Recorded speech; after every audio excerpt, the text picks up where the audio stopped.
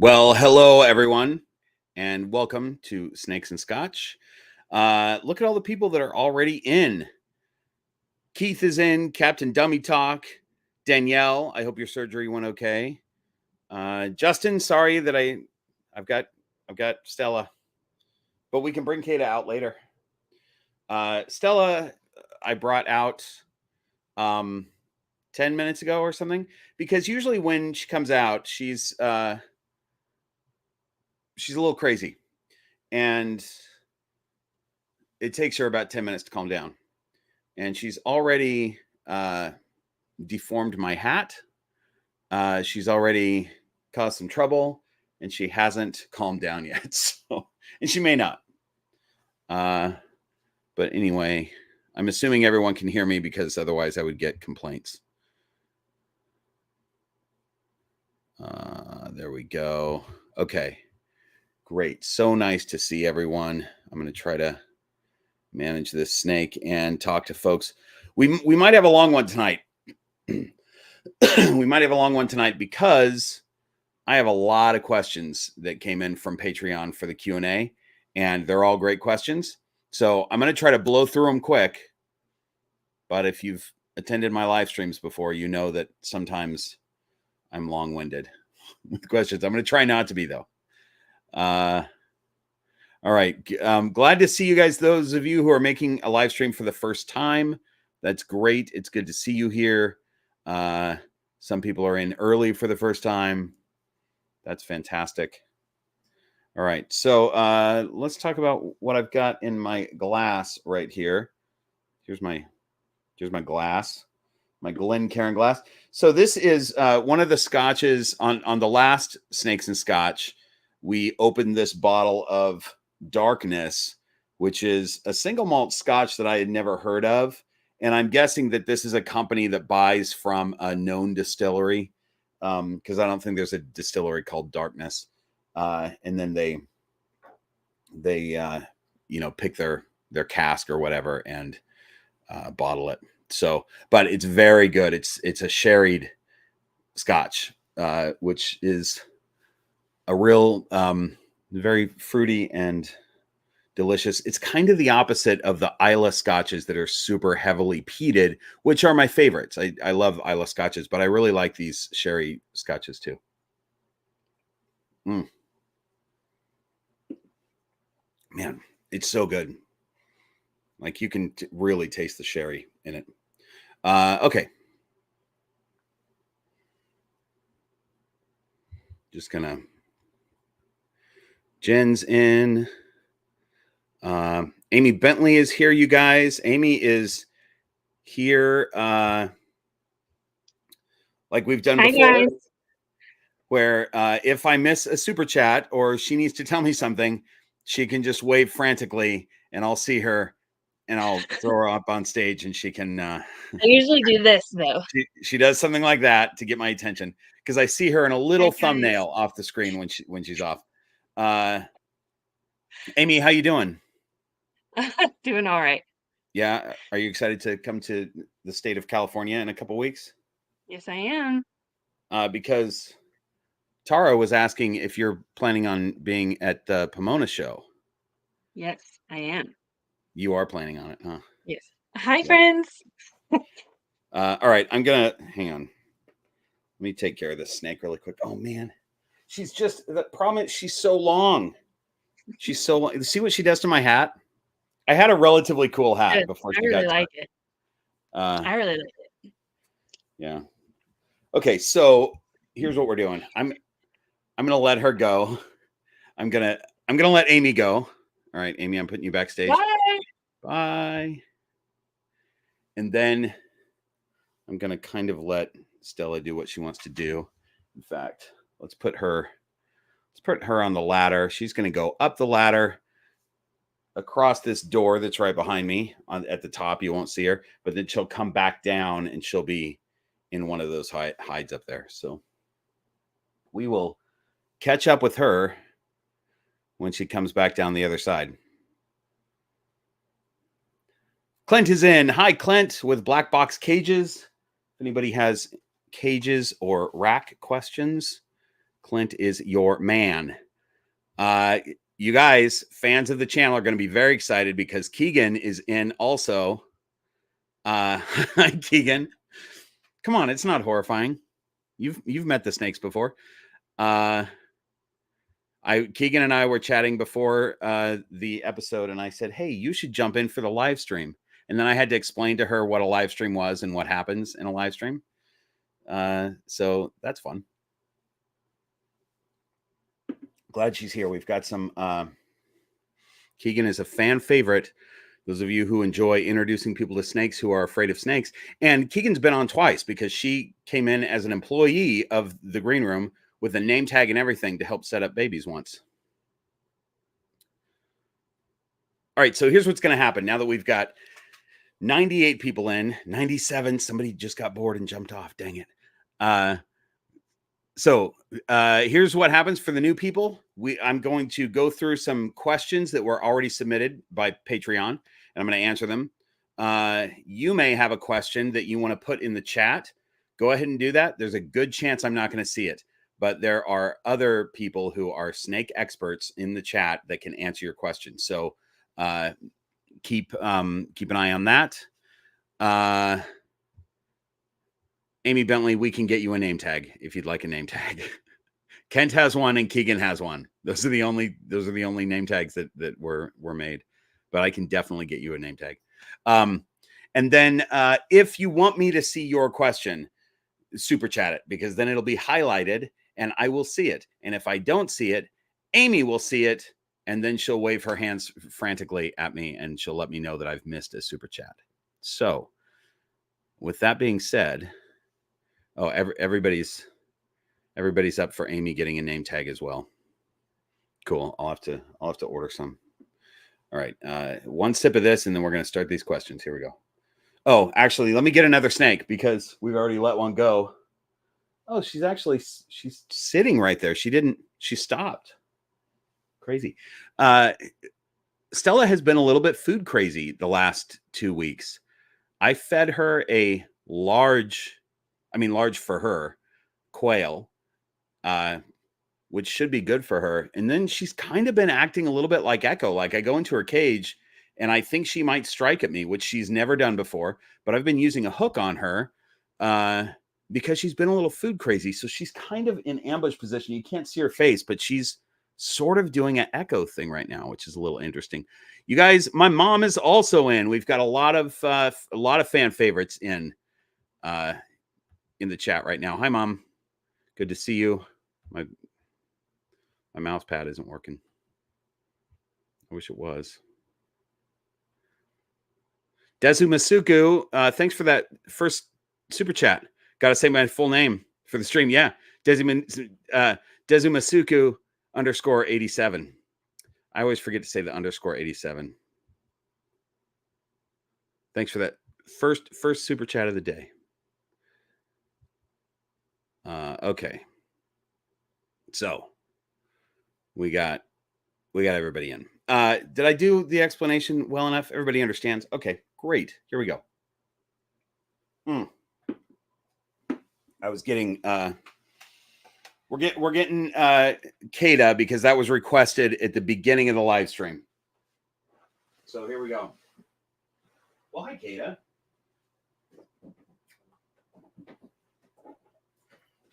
She's awake.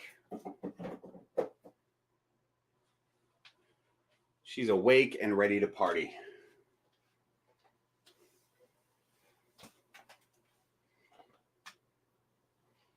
All right. Where's your head? Oh, your head's on this side. Oh man, Kate is a big girl.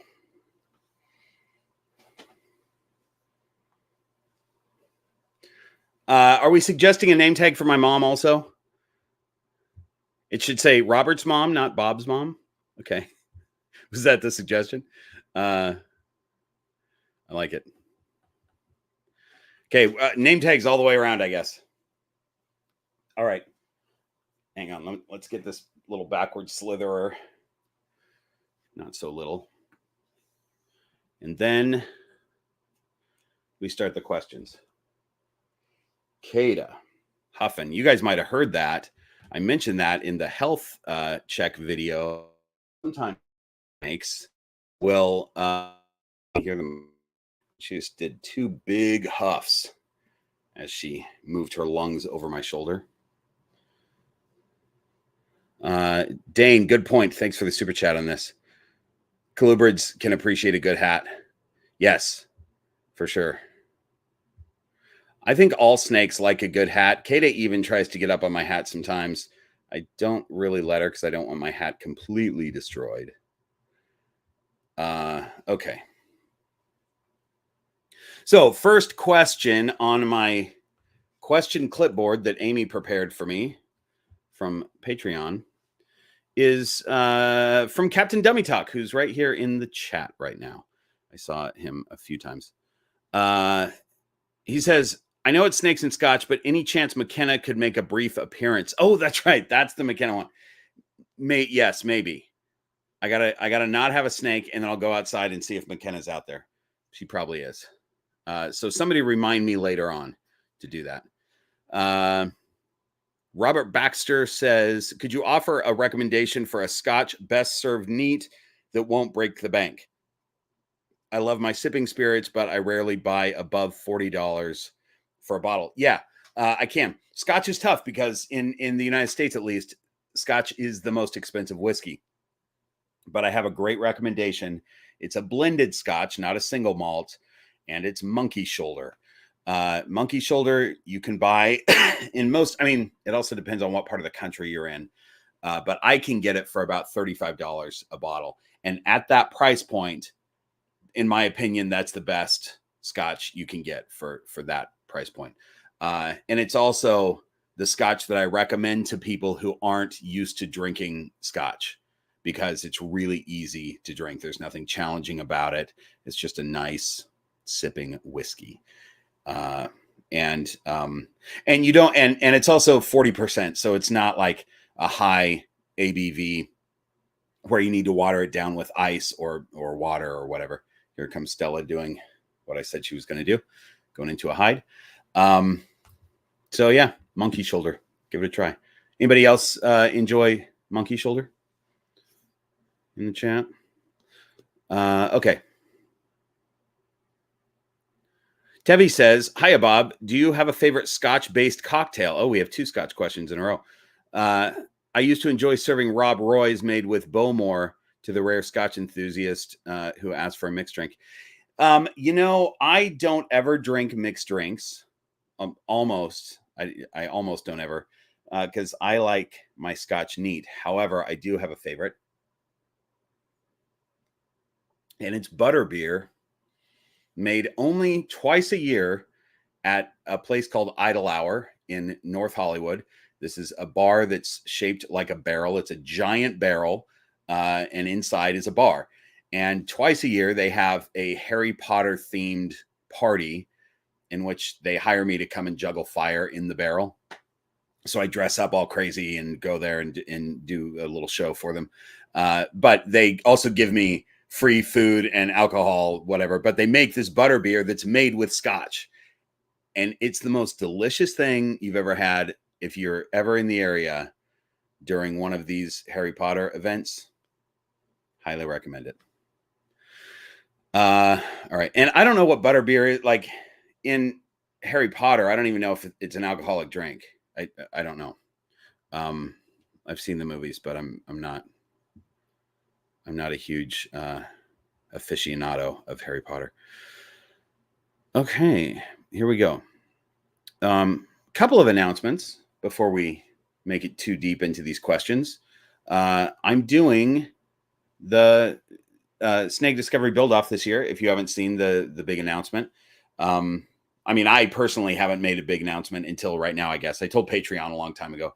But I will be at the Buildoff this year with 9 other contestants. These are the 9 people who placed first, second, or third place in the last 3 years.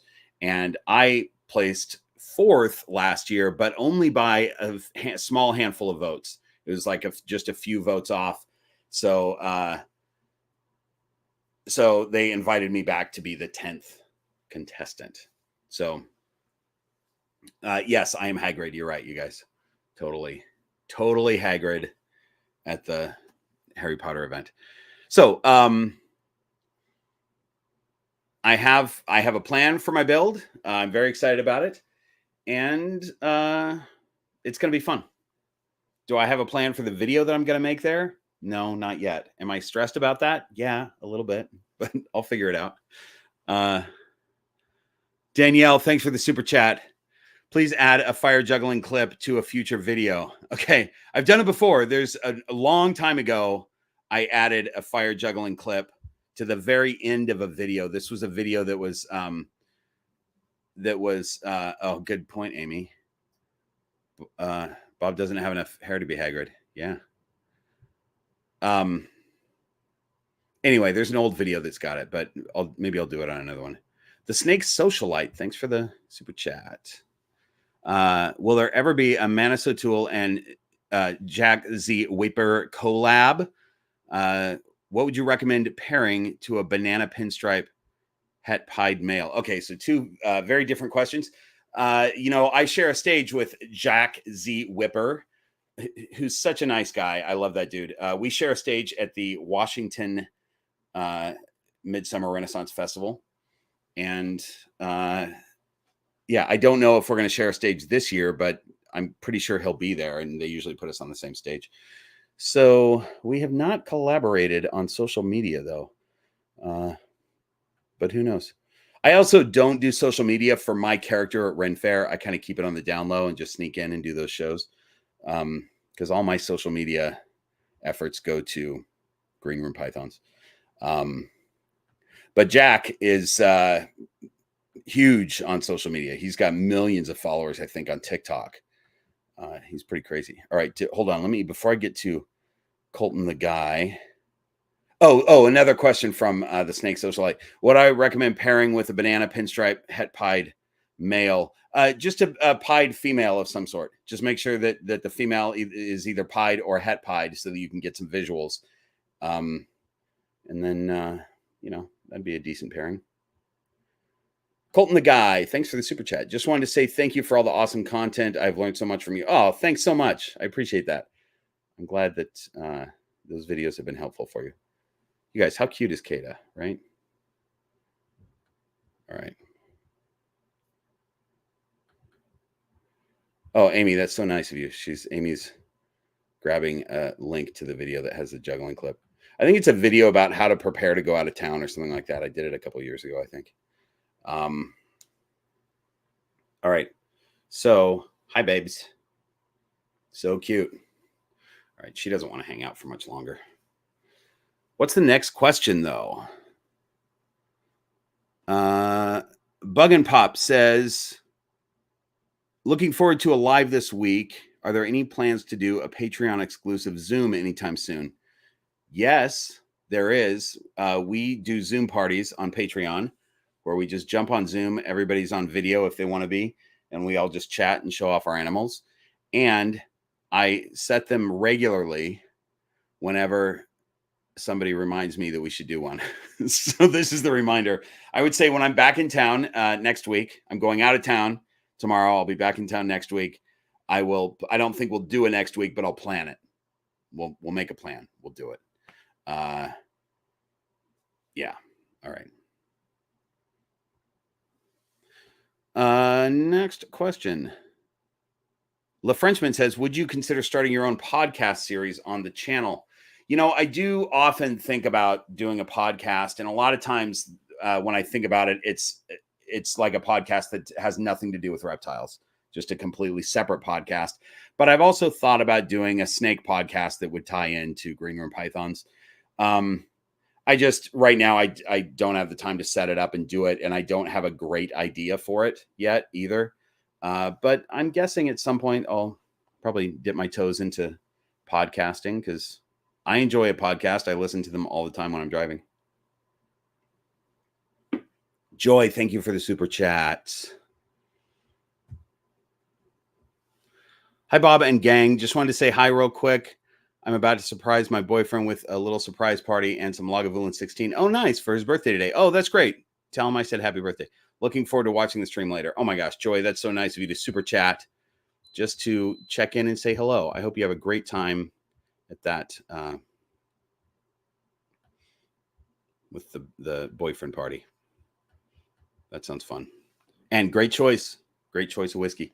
All right, I'm putting Kayada back because you know what I might do? I think I'm not going to put her back. I'm just going to put her down. Because she could. Let's see. Let me just. Oh, hi. Well, hello there. Hi, you're coming over to me? Huh? Come here. Hi. She really is acting more and more like Echo.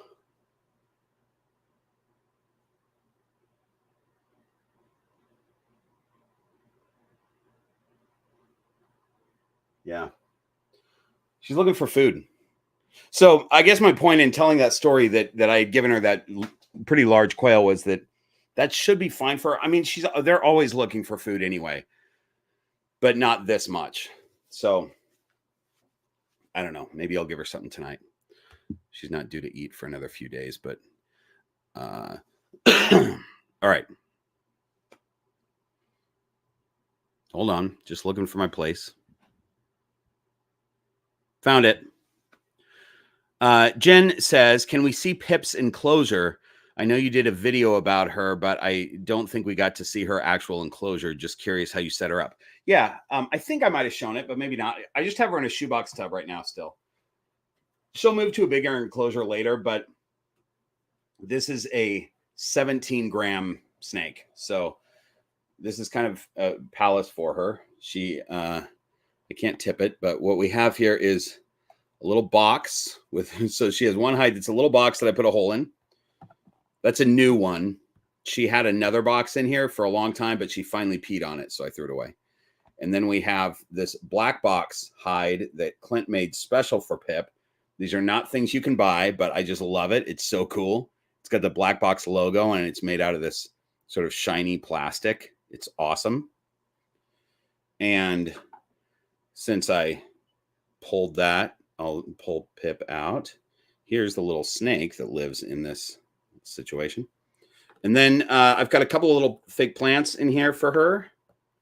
And I've got a couple rocks in here for her. And she comes and sits on the rocks. It's like that's her natural spot to lay her head is on these rocks, which is pretty cool. So it's a pretty simple setup. And I still have her on paper. I haven't even, I guess I could give her substrate. I haven't thought about giving her substrate just because paper is easy in these little tubs, but I could throw her on substrate of some sort. She would do well on aspen, actually. I don't put ball pythons on aspen, but I do put my blackheaded pythons on aspen. And she is similar climate, a little bit drier, and so aspen would be just fine, especially in the humid green room. It's usually 50% humidity. Right now it's 55. So aspen does well. Oh, Tim's in from Intrepid Exotics. Hey, Tim.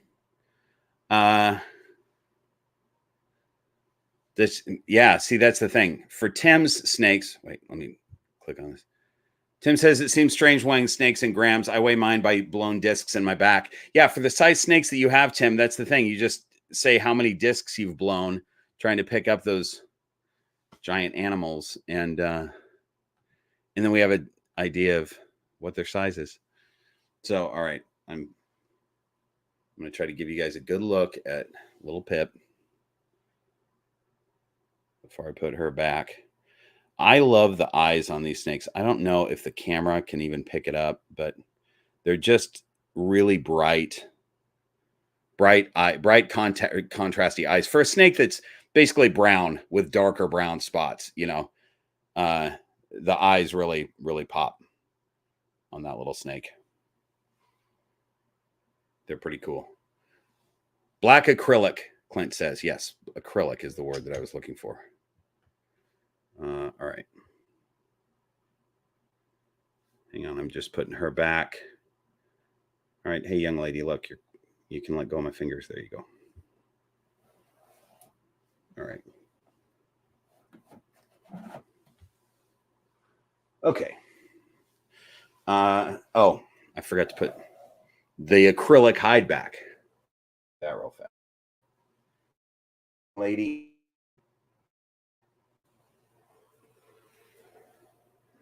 That is definitely her hide of choice. It's the side. She likes her warm side, which is understandable. Let me just check to see if this was an important text. Oh, Amy says, my mom sent me a very important question about Father's Day. Of course, I didn't see it. Let me see if I can find it. I'm probably not going to be able to. Hang on. Just going to scroll up a little bit. Oh, asking. Okay, so mom is saying, hey, Bob, making rib steak and yummy side for your dad's day. Are you in? Mom, I would love to be in, but as you know, I'll be in Oregon, throwing fire for the people of Oregon. But Mom, I will tell you this. I sent Dad a Father's Day gift, and when I sent it, I realized that they never asked to put who it's from or the car, or like write a thing or whatever. So it's just going to show up, and Dad's going to have to guess which of his 2 children sent it. And it's actually something that Shan could have sent, so he might be very confused for a while. Okay.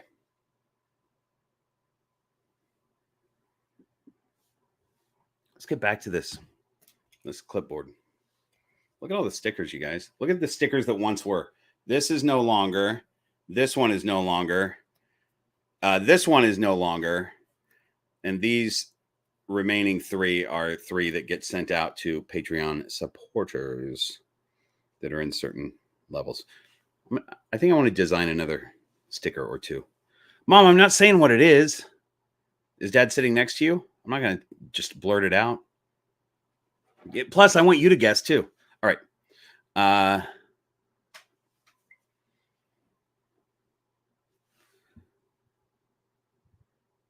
Amy, that's true. Shan would not forget. Shan wouldn't be so hasty in ordering a thing without signing. Without saying who it was. All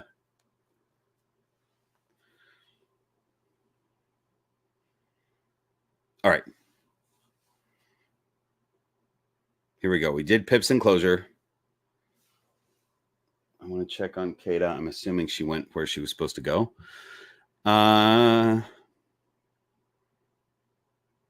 Okay, Captain Dummy Talk. More questions. Number 1, there was a live stream where you mentioned Kayada has a short, fat head, and you can manipulate her mouth open by pulling at the bottom of her neck. I wish I was still holding her because I would show you that.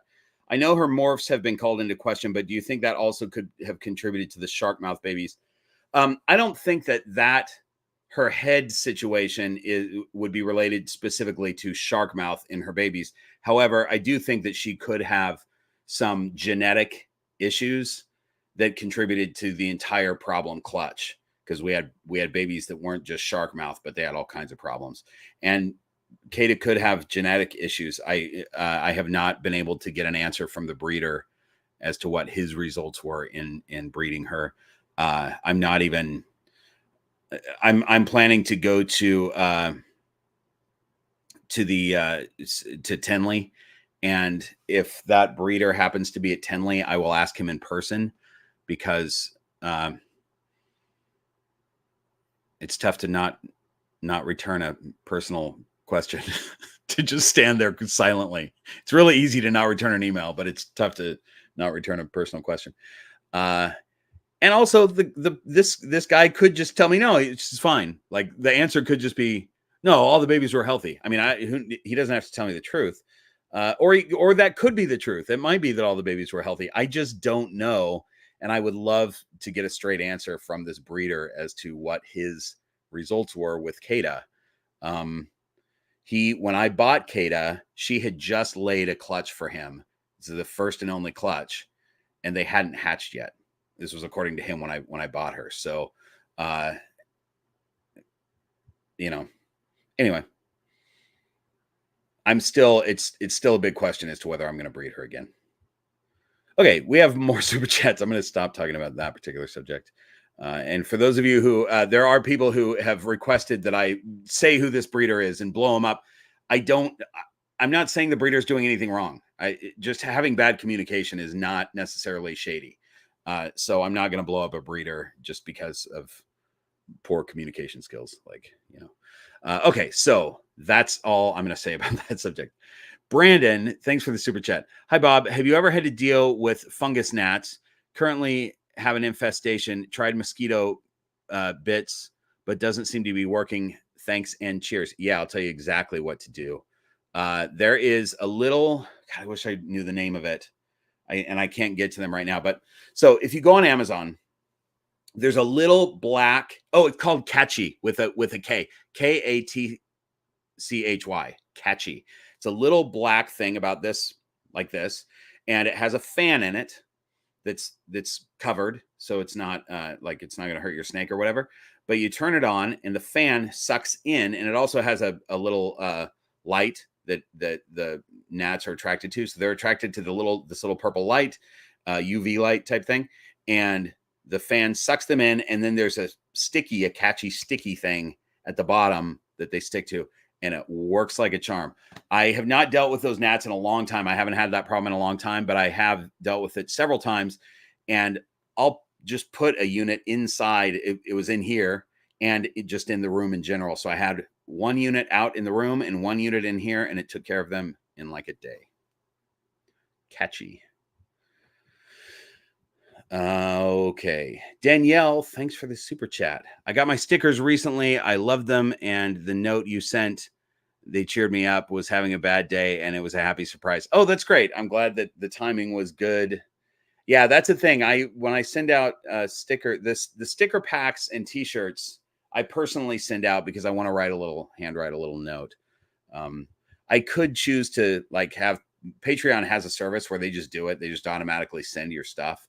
And I haven't done that yet because I like to personally say, hey, thanks for being part of this community on Patreon, Hug Stricters. David, thanks for the super chat, man.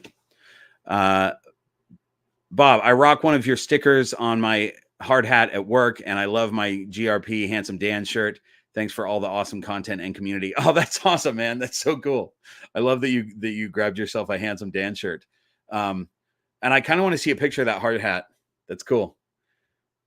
That's great, man. I'm glad that you're here.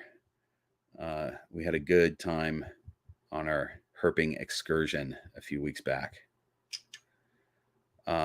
Tammy, this question I'm going to answer because somebody asked this in on the Patreon question. So we're going to talk about that. That snake is doing fine. It's just, I'm assist feeding. But we'll talk more about it when I get to that question. Okay. Hang on one second.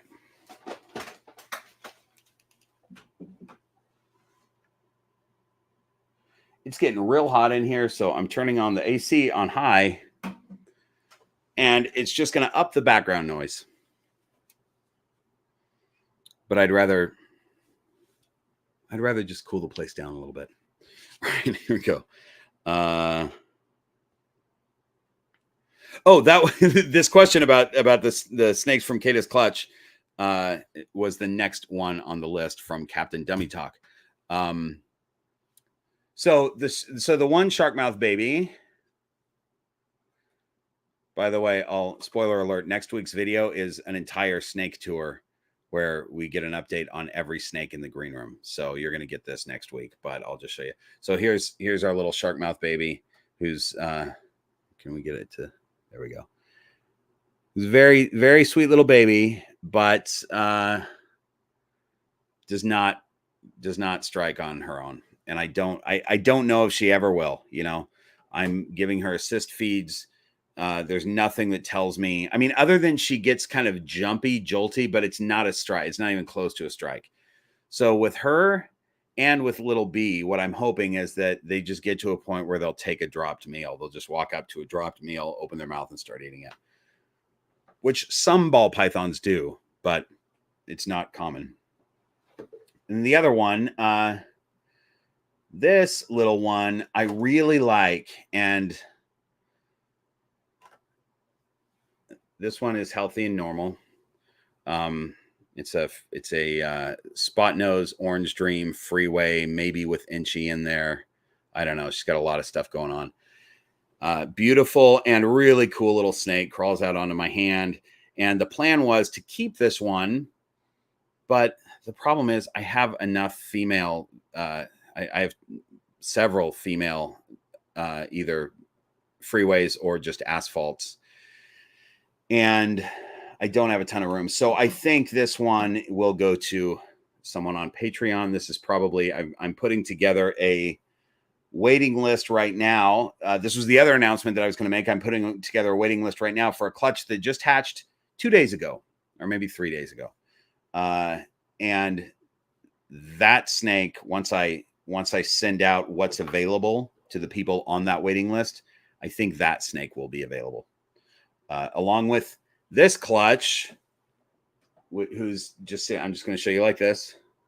It's a clutch of pieds, and I'm not going to bother them because they are all just sitting in their little snake. This is what Amy calls a snake cuddle puddle, and they're going to shed in about a week. And once they shed, then I'll separate them, and so that's very exciting. Those babies are Lucille's and Captain Farrell's babies. So those are all pied. Every one of them is a pied. Some of them have leopard. Some of them have inchy. And they're possibly het for ultramel and hypo. So I'm not worried about the possible hets, though. I'm not even factoring that into the thing because you never know. They're 50% het for hypo for sure. And then the ultramel is just possible. All right. Where are we at? Am I missing anything? I don't think so. Not missing a text. Amy's not frantically waving at me. We're back to the clipboard. Here we go. Lyra says, "Hi, Bob. I often get asked if I'd be able to tell my snakes if my snakes were swapped out in the middle of the night for another snake of the same size and morph. I've memorized a few unique parts of my snake patterns. Would you be able to tell your snakes apart from an imposter, and what would you look for?" Yeah, I mean, I think really easily.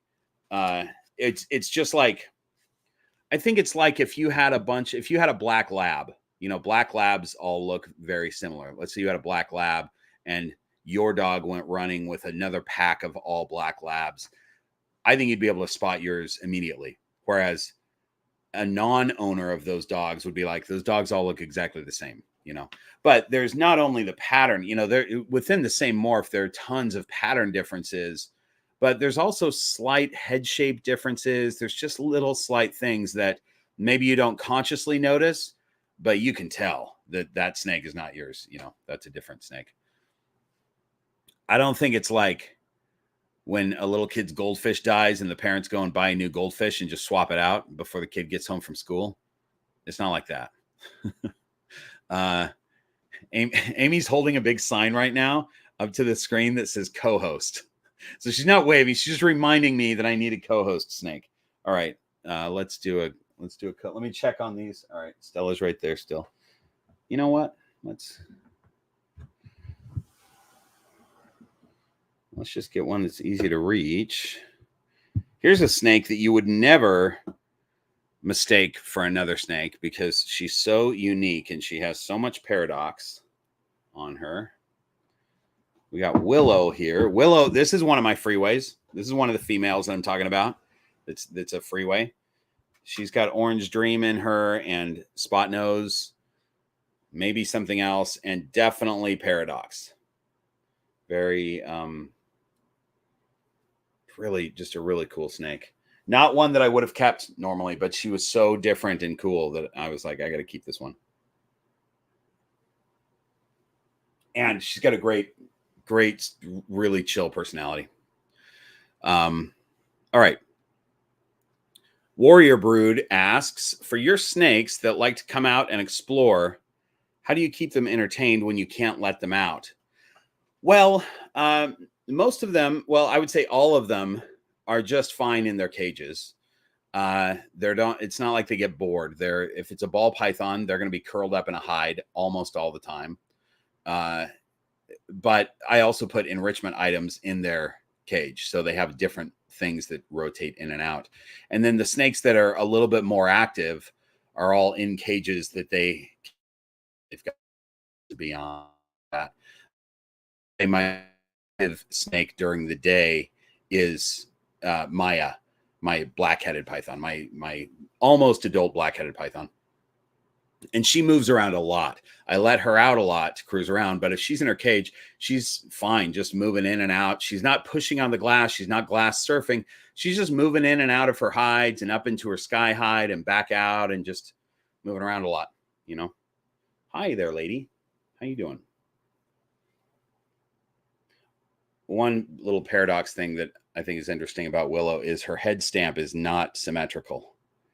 It's I think it's supposed to be like a spot nose head stamp, but it's got some weird stuff going on. It's cool. Okay. Tara is asking, when are you moving so you can get more snakes? I'm not moving anytime soon. I don't think, you know, I don't know. Yeah, I'm not planning on just collecting more and more snakes.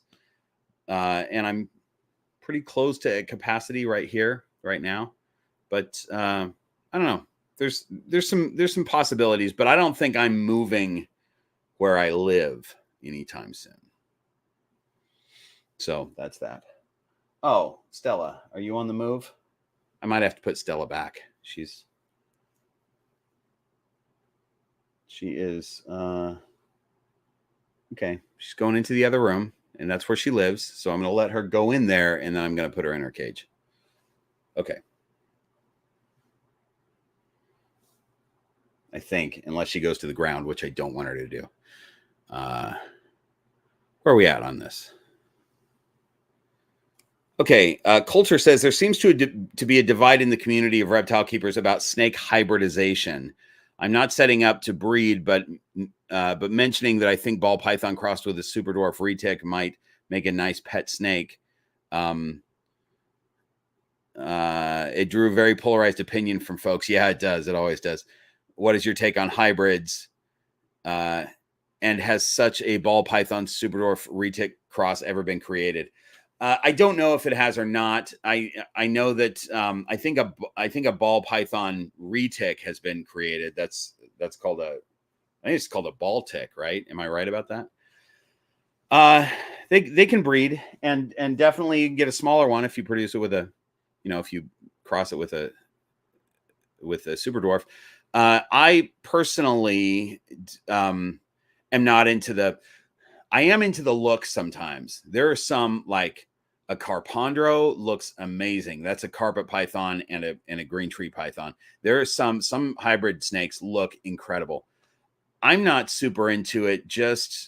I mean, it's the same reason that I don't have my ball pythons and retics together out in the same room. They'd probably do fine, but they normally wouldn't meet in the wild. So there's no reason for me to have them meet in the room. I feel that same thing about breeding. Like I don't need to breed a snake from Africa with a snake from Asia or whatever. But it is interesting and it's cool to see what it looks like. But for those who don't know, what you end up with is if they're compatible enough to breed. Hi, Kayada. If they're compatible enough to breed, I'm going to pick up Kayada off the ground here real quick.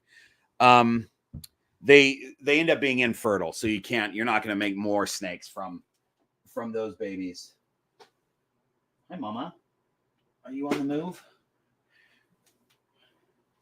Here's what we're talking about. Just pulling Kayada's mouth. I can just open her mouth like that, which you can't really do with other snakes. Okay, I'm sorry. I'm bothering you. I'm sorry. Yeah, Kayada has a very short head. That may have to do with her genetic stuff. But I've seen other snakes, other ball pythons with short heads like that, you know. I'm just going to manage some snakes here real quick, you guys. I'm going to put Kayada back in her hide.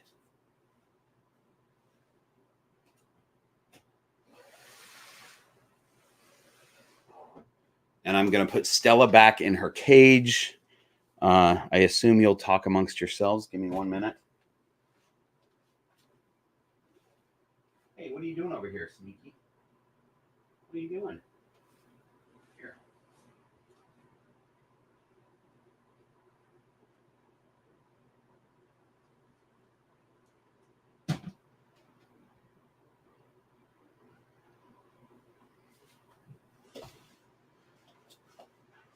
Is that it? Did I get it? I got everybody, right? Nobody else is out? Okay.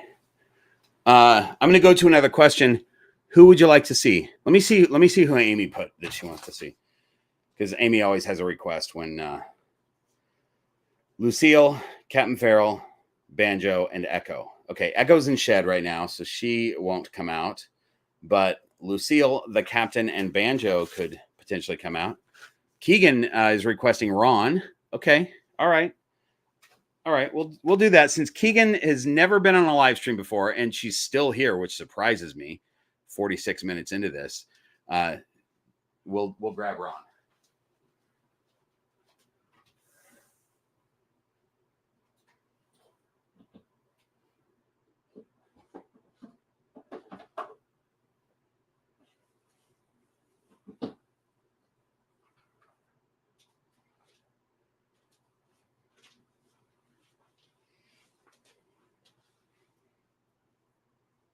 How cool is Ron, right? Ron is Willow's dad. Willow, the paradoxing one. This is the papa right here. Okay. Mike, thanks for the super chat. Did you have a question to go along with it? I appreciate that. If you have a question, put it down, and I may not see it, but Amy will, and she'll forward it to me. But thanks for that. I appreciate it. All right, so we talked about... Okay, Naito says, what do we actually know about parthenogenesis? Do these eggs/young survive as long as their parent? Not necessarily. So parthenogenesis is when a female, it happens with pythons sometimes. It's pretty rare, but it's when a female produces viable eggs, not just slugs like infertile eggs, but viable eggs without the help of a male. She just uses her genetics. And a lot of people say that she's producing clones of herself, but they're not really clones. They don't end up being clones. I don't know what the exact science is around it, but that's what happens. And because those babies don't have the genetics, the strong genetics of a father and a mother, they don't typically live as long. Sometimes they have health problems occasionally as they get a little bit older, but they're fine. They make fine pets. I don't know that I would breed one. Like if I had a offspring of a parthenogenesis clutch, I don't know that I would breed that snake. Amy's flailing around. Let's see what Amy has to say. Hi. What do you got for me? Hey, Mike J posted his comment and question from the super chat he just sent you. Yeah. He would like to know, he has a Superdorf retic coming from Garrett in a couple of weeks, and cool, good he choice. would like to know if your babies were nippy when they showed up. Oh, no, not at all. But some Superdorfs are. Thanks, Amy, for doing that. You're welcome. For passing that on. What? Sorry. Gosh, that was so rude. So rude. I didn't mean to hit it.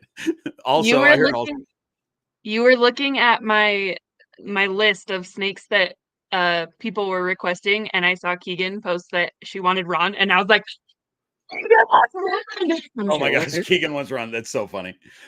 Nice. Thanks, Amy. Okay, now I'm hitting this button. Okay, bye. Bye. Okay, we love Amy. So what was I saying? The nippy Superdorfs. Yeah, so sometimes babies can be a little bit nippy, but usually their Superdorfs are so smart, and if they've been worked with a little bit, they're usually pretty calm. And also, if they are nippy, I promise they will cause no damage at all. They're just so tiny, those little tiny heads and little tiny teeth. It's not a problem. But great choice. Hey, did you, oh, you crawled into my hat band. Come on. Or my, what do you call this? Not a hat band, but it's a little thing that, like, if I'm riding my horse too fast, my hat won't fly off. Hat strap. That's what I'm calling it. A hat strap. Man, I wish I had a horse that I could ride too fast. That's what I want. I need a horse. Okay. Let's talk about snakes, though. Where are we at?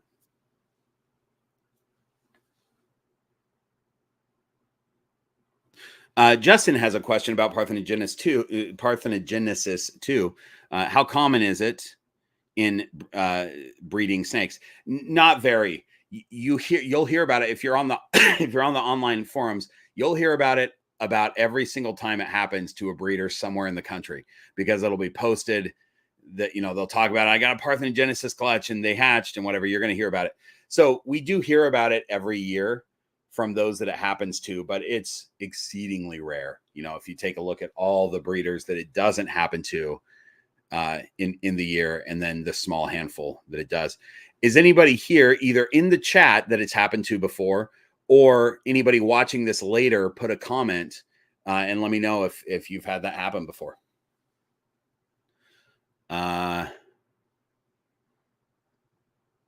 Okay, Renee has several questions. Can you move a bred female snake to a different enclosure or place without causing problems? You can, but sometimes it will cause problems if you move them. If you either, even if, let's say you have them in an enclosure, whether it's a tub or a PVC or whatever, and you move that enclosure into another room, that could cause your snake to reabsorb potentially. Or you could move them across town and put them in a completely new enclosure and they could still lay eggs. You just never know how they're going to react. But sometimes a move is stressful enough that it could cause them to reabsorb. Number 2, have people sold bred females which successfully went on to lay viable eggs? Yes, absolutely. That happens on occasion. That happens where people will buy an adult female and that female lays and they didn't know it had been bred. They're like, it's a surprise. That happens. Number 3, what kind of enrichment things can you put in an ARS tub? All kinds of stuff. I've done videos on it. You can put, I've got fake plants in mine. I put, most of my snakes that use them have some sort of whiskey box, or this is vodka. I have the liquor store down the street saves these for me. It's so nice. So those, there's also Delilah right now is using, hang on. If you get a gift bag, you guys, oh, she's in it. Perfect. If you get a gift bag, save your gift bag and give it to your snakes. They love it. That snake and gift bag are featured in Monday's video. So those kind of things for hides that are tossable. As soon as they pee in it, you toss it, and then cork bark, pieces of wood, plastic thing, not just random plastic things, but if you've got like a plastic anything, just anything that's a little bit different that they can encounter is good to put in there. Justin, thanks for the super chat. Does a male have to at least be in the vicinity for parthenogenesis? No. Or can a female with no males around? Yeah. Female with no males around, you buy a brand new baby female, raise her up. She's your only snake.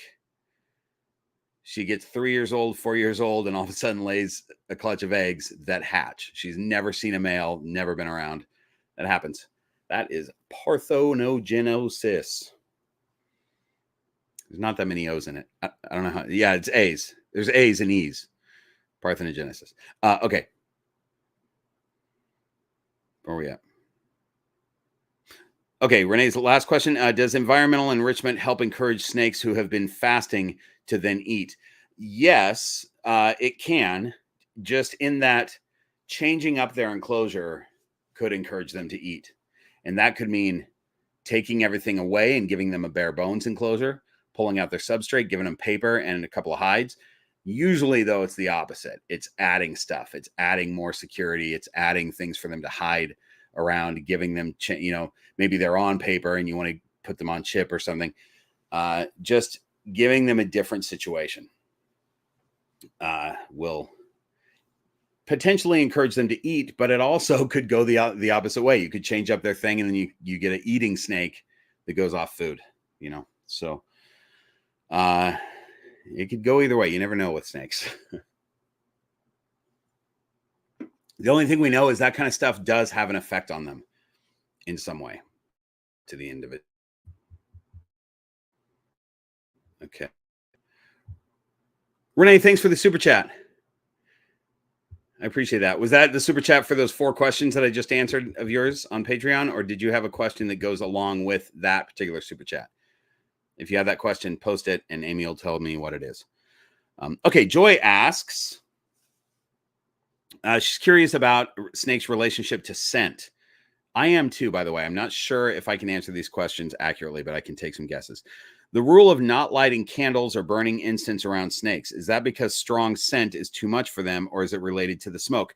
I can answer this one accurately and definitively. It is definitely related to the smoke. Snakes have very primitive respiratory systems, and smoke, having them inhale smoke, is bad for their lungs, and they can develop respiratory problems just from smoke from candles, even not just incense, you know. So I don't recommend even burning candles in the same room as your snake. The other question is, do the small ways in which my scent changes, my scent may change from day to day, like wearing a different lotion or perfume or having applied hand sanitizer or hair product, affect my ball python's ability to recognize me when handling? That's a great question. And it's one that I have asked myself a number of times. And because I use, the only really scent that I use is beard oil.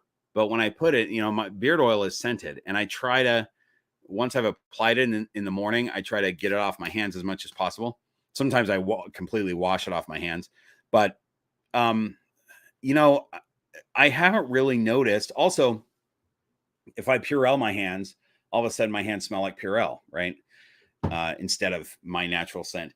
But I haven't really noticed when I put my hand in front of the snake that they do anything different, that they react differently. So it seems like it would.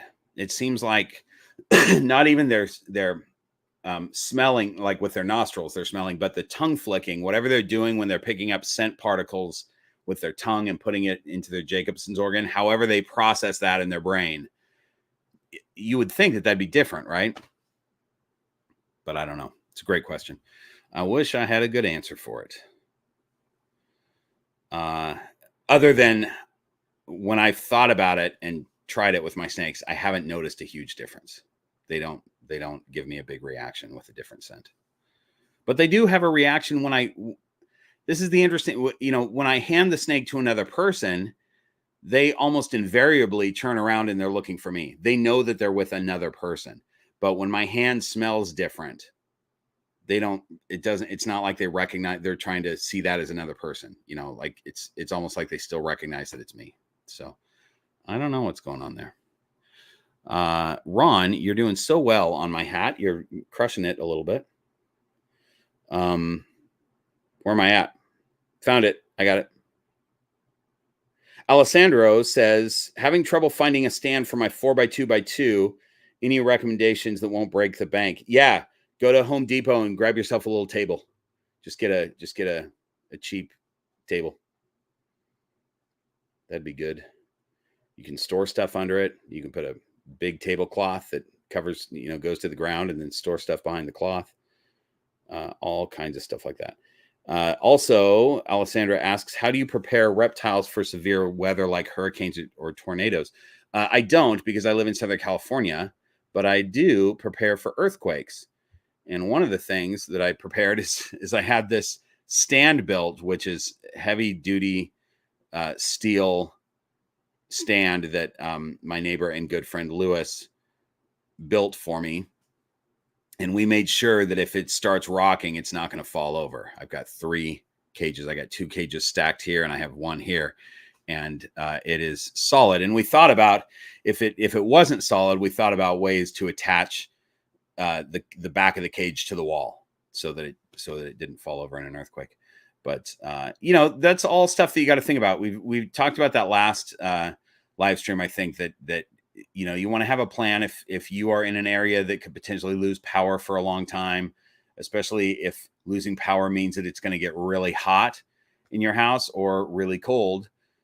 Heat is worse than cold. Heat will kill your snakes a lot faster than cold will.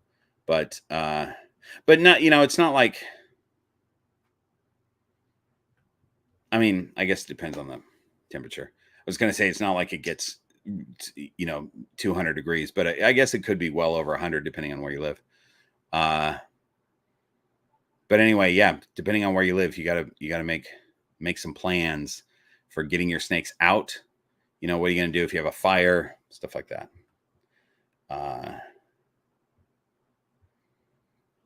Mike, thanks for the super chat. What drew you to ball pythons? Love the channel. Oh, thanks. I think when I got a snake as an adult, I had snakes when I was a kid or teenager, I guess. That's just the first one that I got was a ball python, and breeding them was easy. So I kind of did that as a default. I think a lot of people do that. There's so much ball python content online. They're so available that tends to be a lot of times your first snake. And then that's kind of a gateway. You start learning about other snakes as pets, and you end up with either tons and tons of ball pythons or a bunch of different species. So I really like them though. It is not true that they're pet rocks, and people that watch my channel enough know that my snakes all have personalities. And even though the ball pythons aren't as active maybe as a retic, they still, if you interact with them, they will show you their personality, and they will, they don't just sit in their hide. But if that's all you do is provide a hide for them, they're happy to just sit in there all day, so it's just, I guess, how much time you want to put into your animal. But I really like them. Ron sits in his hide most of the time. He doesn't ever, he's not ever trying to come out. But look how cool he is when he does come out, right? He ruins my hat. He's curious. He's not afraid,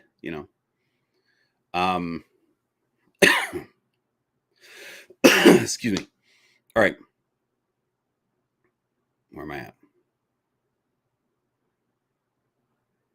Gary says, how many different pythons are there? I'm guessing that's how many different species.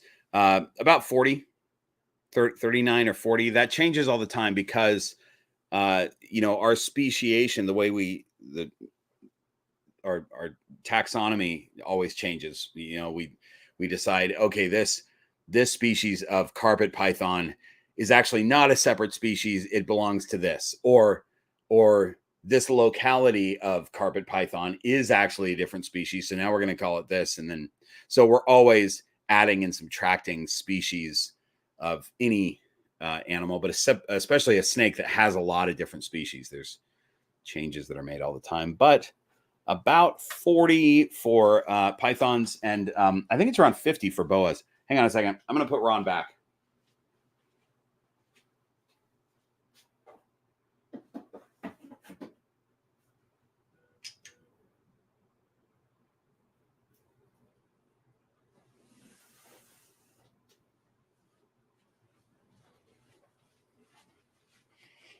Okay. You see if this text is related to, where am I at?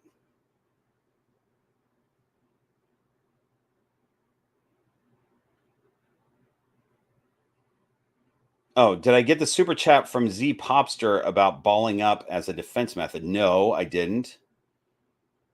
Also, Renee said no more questions, just appreciation super chat. Oh, thanks, Renee. I appreciate that. Let me see if I can find that super chat that I missed. Hang on. There it is. Sorry, Z Popster. My daughter Ella wants to know why only ball pythons use balling up as a defense mechanism. Great question from your daughter. They don't. There's other species that will ball up as well.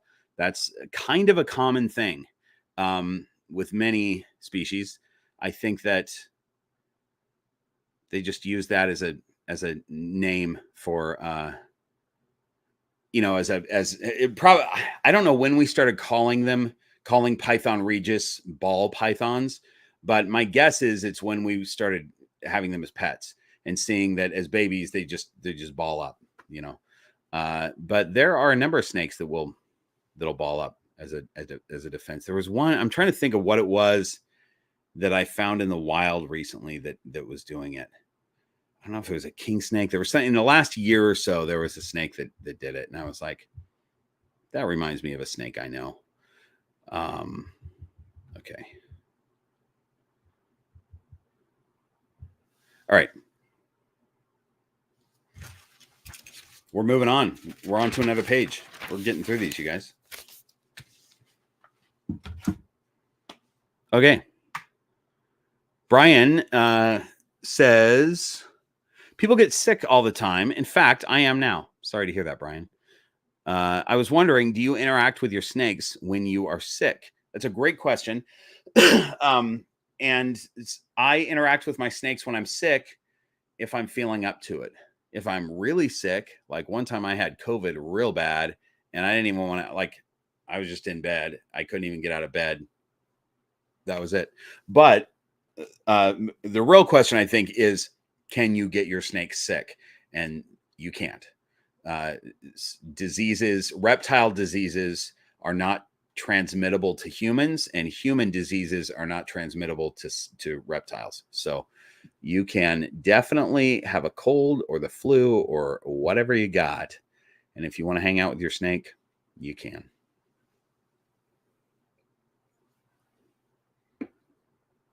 L, thanks for the super chat. Have you ever had to deal with someone being rude or confrontational about owning pythons? For instance, someone making hurtful comments or harassment. Yeah. Hey, Amy, do you know which video I just did that talks about this? Probably from a few weeks ago. Do you have any idea what that was? Like, I can get you a link for it. I don't know what it's called off the top of my head. Yeah, but do you know which? If you see the thumbnail, do you know which one it is? Because I don't off the top of my head. Probably. Okay. Will you find it and link it? Mm-hmm. Thanks. Sure. Okay, hang on. Okay, bye. Thanks. Yeah, so I do talk about that and ways to deal with those people in a video, and it's best that you just look at that because I think I explained it pretty well in that video, and I doubt that I can explain it that well right now. Except to say, don't engage. That's kind of the point in what I talk about in that video is there's no reason to argue with those people. If they're afraid of snakes, they're afraid of snakes. It's fine. There's no need to prove to them that what you're doing is cool. Like, it's fine. I am into this thing. You're not into that thing. We're all humans. We all enjoy different things. It's fine. So even though what they say might make you super offended, there's no reason to change their mind. They could they could say something like, well, snakes are venomous and they'll kill you. Well, then you could say, well, actually, there's only a small handful of species that are actually venomous, and the ones that we keep as pets are not, or they're harmless, but I understand that, there's a lot of people, whenever somebody says, here's that I have lots of snakes, and I go, oh, ooh, I can't, wow. I go, yeah, that's pretty common. There's a lot of people that are afraid of snakes. That's all right. I'm not, so I have a bunch, but that's okay if you are, no big deal. So I probably say better stuff in the video that I posted recently, but that is my whole thing on dealing with trolls in general is don't engage. There's no reason to engage most things are not important enough to argue about, even though they make you maybe feel offended. All right, here we go.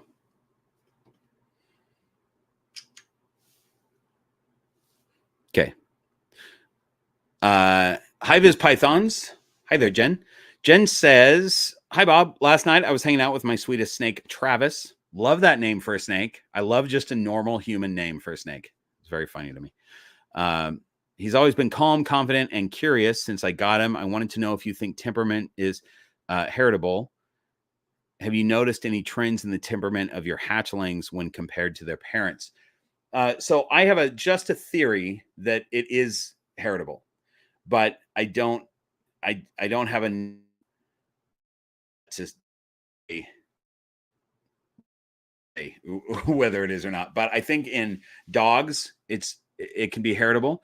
I think that we look at reticulated pythons, and we can see with many different morphs of retics that were found in the wild, the morphs that were more recently found, those snakes are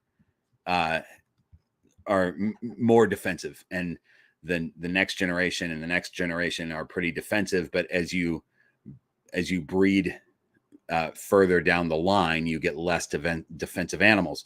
Now that's different than just having, like for instance, the inspector is often cranky. He never tries to bite me. He never tries to strike at me, but he's very cranky sometimes.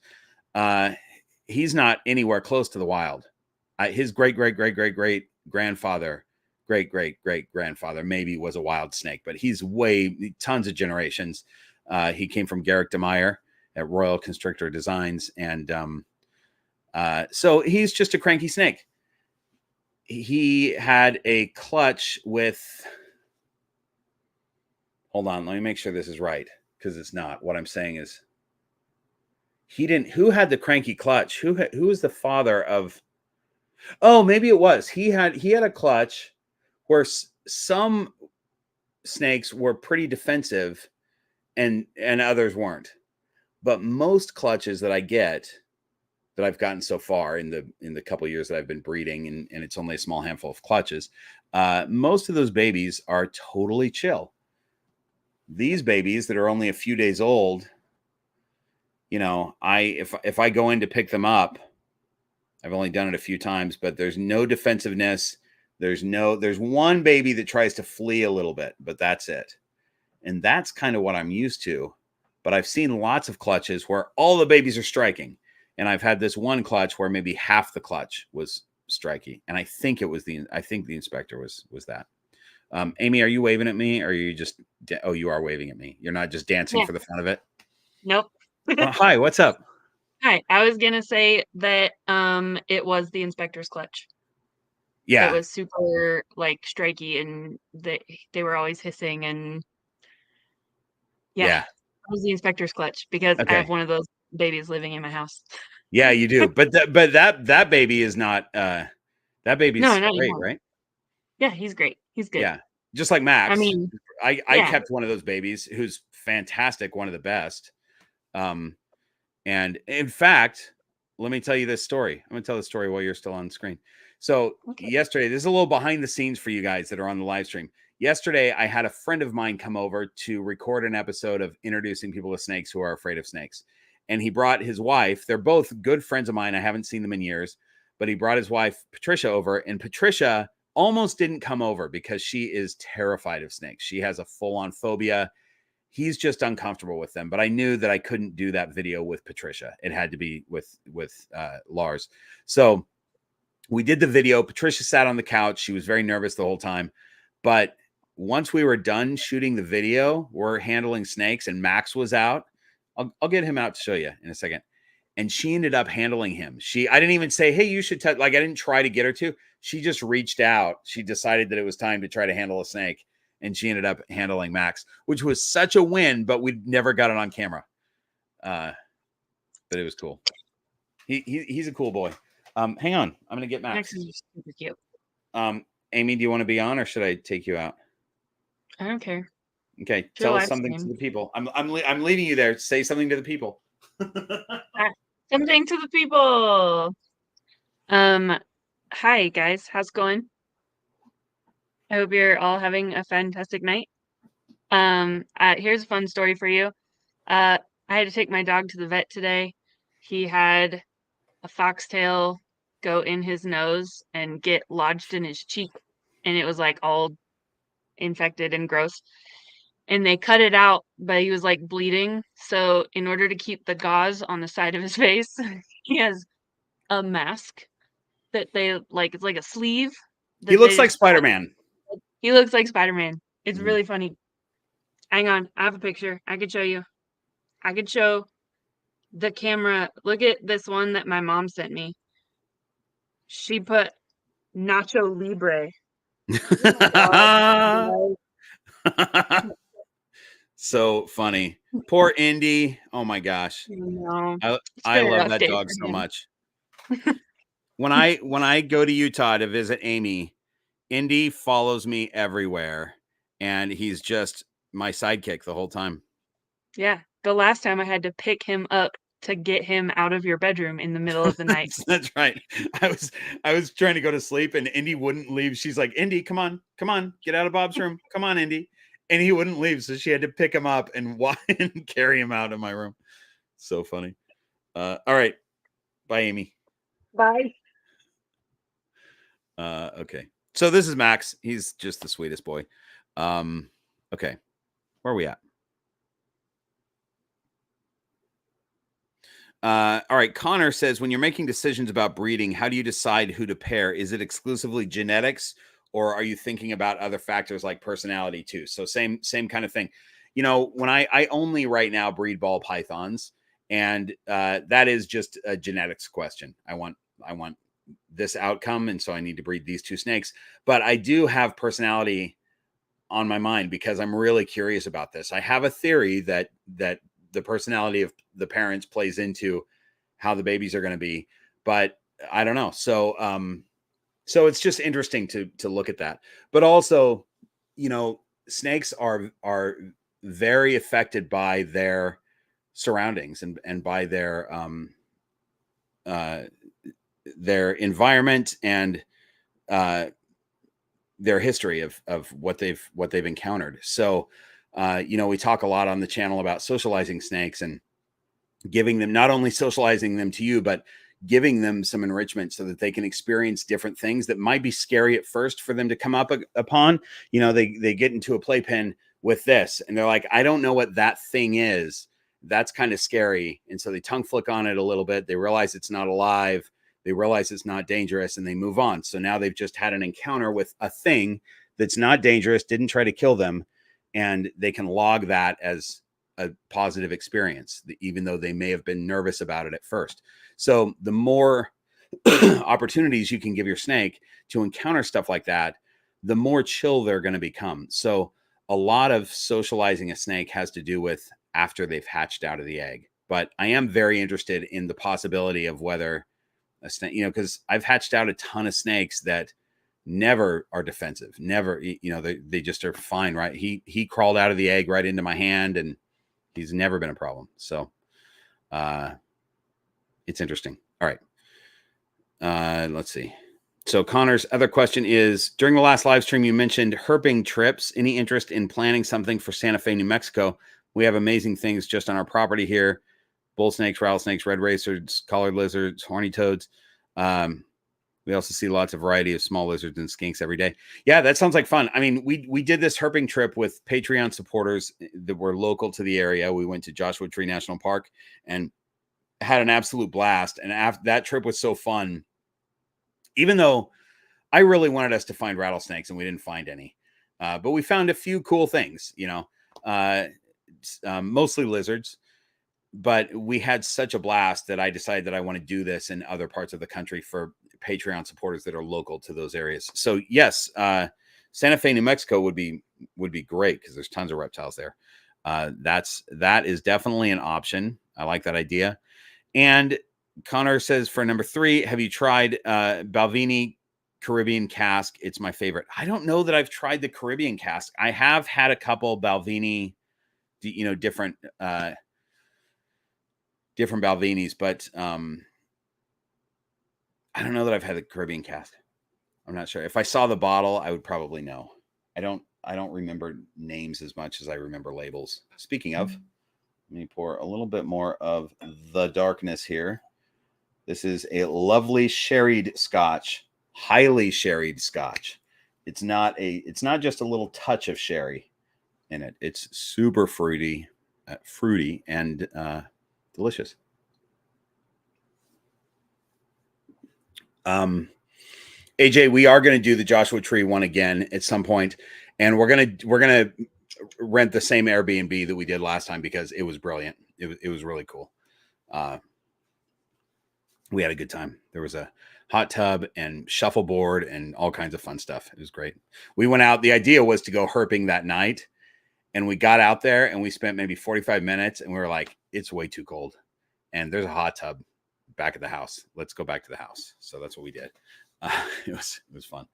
Hang on, let me make sure that Max is not going to fall, and let me check this text to see if it came from somebody telling me something about the.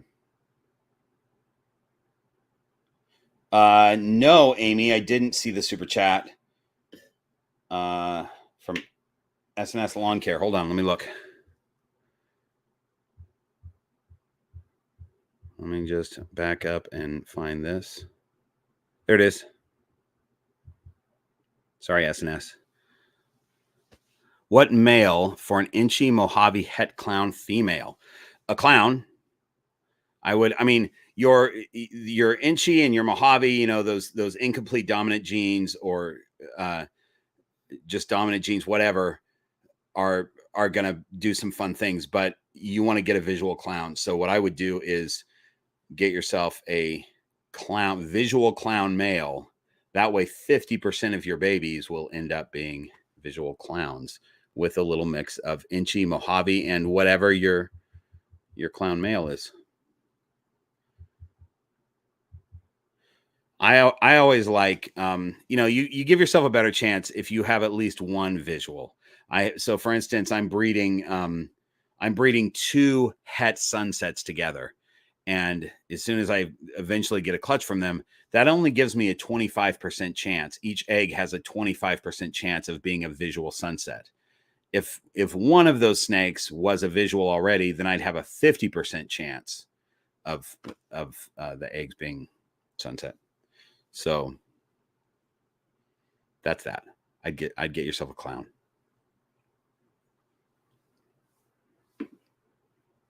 Okay.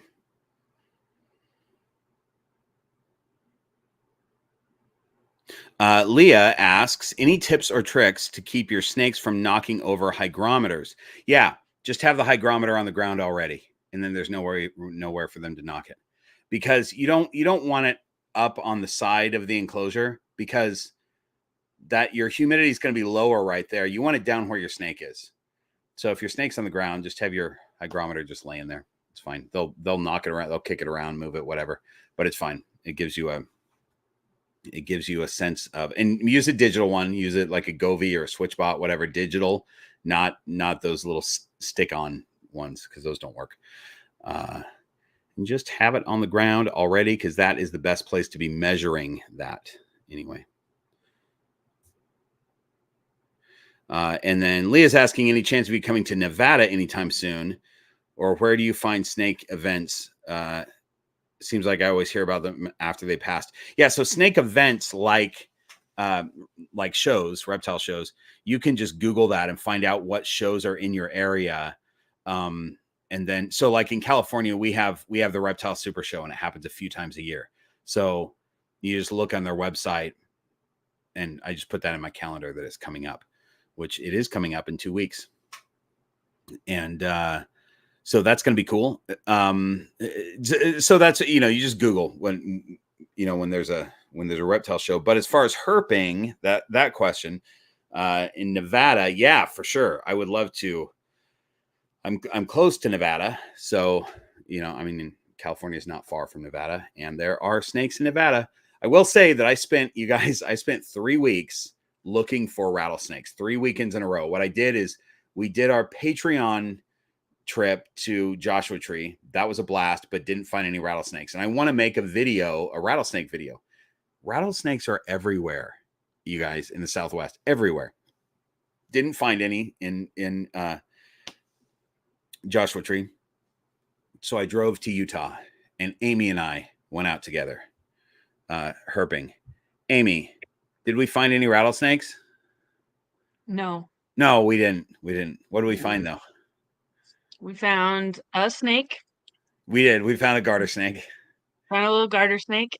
You found And the coolest chuckwalla ever, but we couldn't get to it because it was way in a crack. It was really big. wedged in a crevice there. It was What's a big that? guy. I said it was really wedged in a crevice there. It was a big guy. Yeah, it was.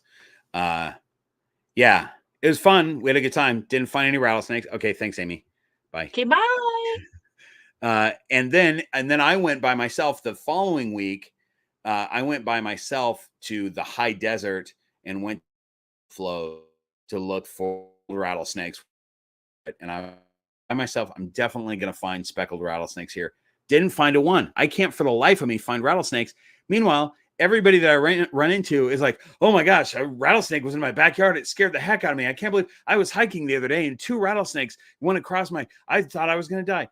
I'm hearing these stories over and over, and they're just making me jealous because I can't find a rattlesnake to save my life. Anyway, the whole point is there's supposed to be rattlesnakes in Nevada. Maybe we'll make a herping trip in Nevada. So we got to plan the next one. I have a lot of traveling happening right now. This is in the middle of my tour season for my other job. But then I also have some snake stuff. I'm doing Retic Fest, so I'll be in Pittsburgh for that very soon. Then I'll be at Snake Discovery doing the Buildoff, and might be going on a trip with Dave Kaufman in September. I'm not sure, but so there's a lot of stuff going on, but I do want to plan the next Patreon herping event too. So we'll figure out when to wedge that in. All right. You know what, Keegan? Here's the thing. Wait, there we go. I feel like I spend my whole life avoiding rattlesnakes, and here you are looking for them on purpose. I know, Keegan, you need to come with me next time. Why doesn't there we go. I'm bringing you with me next time I go looking for rattlesnakes, Keegan. That's going to be the next video that we make is I bring you out to the sticks to look for rattlesnakes. You guys, I'm going to tell you, and I shouldn't, because Amy makes fun of me because there were a few times when we were in the Amazon jungle that I slipped and fell. So I shouldn't tell this story, but I'm going to. I went to the lava flows, the what's it called? The Pisgah lava flows in the high desert. It's just lava rock. Like you're just walking on lava rock. And I had just put my backpack on and it made me off balance a little bit, but I stepped up on this rock and it moved and I couldn't get my balance because my backpack. And let me just say, you don't want to fall on lava rock. That's not the kind of rock that you want to land on. But I fell in slow motion from the time that I realized I was going to fall, that I wasn't going to recover, to the time that I was on the ground. I'm going to say 20 minutes of just trying to, maybe that's an exaggeration. Maybe it wasn't 20 minutes, but it felt like it. Super slow motion falling. And then everywhere you hit the ground, you're now bleeding. Every part of your body that hit the ground, you're now bleeding because you fell on lava rock. I carry a first aid kit and I used it, but stay on your feet when you're on lava rock. Amy, are you signaling me because you're going to make fun of me right now, or are you signaling me because you have an important thing to say? If you make fun of me, what is it, Amy?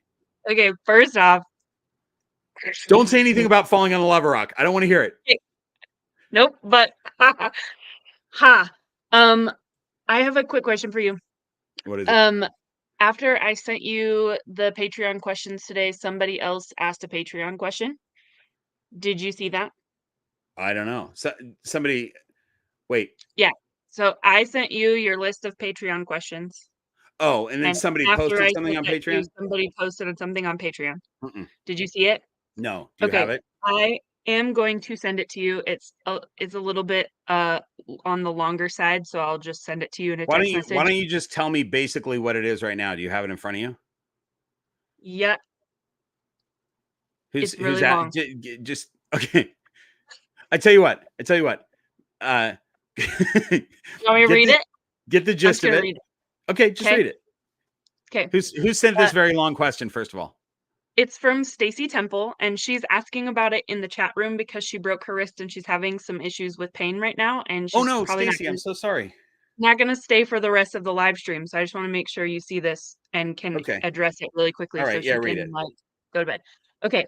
When do you know that it is time to rehome your snakes? Out of 7 snakes, 6 ball pythons, and 1 Kenyan sand boa, I have 2 that won't eat frozen thawed. I tried a bunch of different stuff and it's not working. The problem is compounded by a compound fracture in my wrist. I felt work in April and broke both wrist bones. Oh my gosh, Stacy! Stacy, On the oh ball man. python, I feel like it's about to the point of force feeding, but physically, I don't think I can do it safely with my wrist. Even though it's in a brace, I really hate the thought of giving up my snakes, but I want them to thrive, and they aren't doing that right now. A follow-up question for the snakes that are doing well. I haven't been able to handle them very much. How do I get them used to me picking them up again? Major Tom has gone from a sweet boy to a little stinking spitfire. Okay. So, all right. Thanks for reading that. Let me, I'm You're going to put you off there and then we're going to talk about it. Stacy, I'm so sorry to hear about your wrists. So, first of all, let me just answer that last question. Don't worry about not handling them. Snakes don't need to be handled. And they will, they'll go back to being well socialized with a little bit of contact. So once you're healed and you can handle your snakes, do it then. Don't worry about it now. They're fine in their cage. As far as rehoming goes, so first of all, I'll say this: you're not at the point. I don't think you're at the point of force feeding because you never want to force feed a snake. I think what you mean is assist feeding, and you also never want to assist feed a snake if that snake has ever eaten a meal in their life. I don't think you bred these snakes, so they didn't hatch out of eggs. And my guess is that you got them from a breeder or a seller who was feeding them before, so they know how to eat. That my guess is maybe when you got them, they were eating live, and now you're trying to feed frozen thawed, and they're just not recognizing it as food. So my recommendation, and this isn't about your wrist and your ability to handle, because we'll talk about that in a second. But my recommendation is that you get them going on live food. Get them a live mouse or a live rat. They're more likely to take a live mouse than they will a rat. But feed them live for a couple of meals. Just get them going, get their digestive system going so that in a week it tells them, hey, it's time to eat again. And then you can start trying to switch them over to frozen thawed. So that's that. But then, just in general, if somebody gets sick or has an injury where they're not able to take care of their snakes effectively, where the health of the snake might deteriorate because they can't get in there to change the water, clean the cages, stuff like that. Then you're looking at either asking for help from somebody, or if you can't get that, then you're maybe thinking about rehoming. But it has to do with your stress, excuse me, your stress level, and whether you feel like you can take care of those animals effectively, and so that it's a question that you've got to answer. Can you get help? I don't think that they're not eating has to do with your wrists as much as it has to do with just offer them some live for now. Even though you may not like the idea of that, but some snakes need that just to get going. So I had somebody ask me about this. They had a snake for several months. They had gotten the snake for 3 months. They weren't able to get it to eat because when they got it, the breeder told them that it eats medium rats, and this is like a 500-gram ball python. So they put a medium live rat in there, and obviously a 500-gram ball python is not going to be able to take down a medium rat. I don't know if the rat bit the snake or what. I think it bit the snake. They ended up taking the snake to the vet. The vet said, "Oh, don't ever feed live. You should never feed live." So then they brought the snake home and went, "All right, we're going to offer it frozen thawed." So for 3 months, they offered that snake frozen thawed, and it never took. And my advice to them was, you need to offer them an appropriately sized meal, a small rat, but it should be live, because if they've only eaten live in the past, that's what they recognize as food. So the next week, I got a message from them. "Thank you so much. We went and bought a live small. The snake took it right away. We're off to the races. It's now eating." So Sometimes, even though you don't want to feed live, you have to for the first few just to get them eating, and then you can start switching them over. So that's that. Okay. Taylor, thanks for the super chat. Hi, Taylor. Wait. If lava rocks are rocks you don't want to fall on, what kind of rocks are ideal to fall on? Asking for a friend. Great question, Taylor. It's the really smooth rocks, like the ones that you're in a creek, a fast flowing creek, and you see the smoothest rock that just acts as a slide, and you go running and you just use it as a slide. Those are okay to fall on. You just don't hit your head, but they're not going to cut you up. It's going to be kind of comfortable. That's what you want to fall on if you're going to fall. Ideally, maybe you don't fall at all. But of the rocks, if I was listing the types of rocks that are really comfortable to fall on versus super uncomfortable to fall on, lava rocks is going to be at the bottom of that list. The very uncomfortable to fall on type of rock. Okay.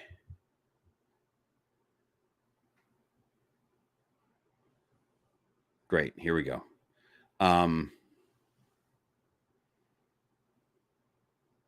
We're back to this, you guys. We're back to the...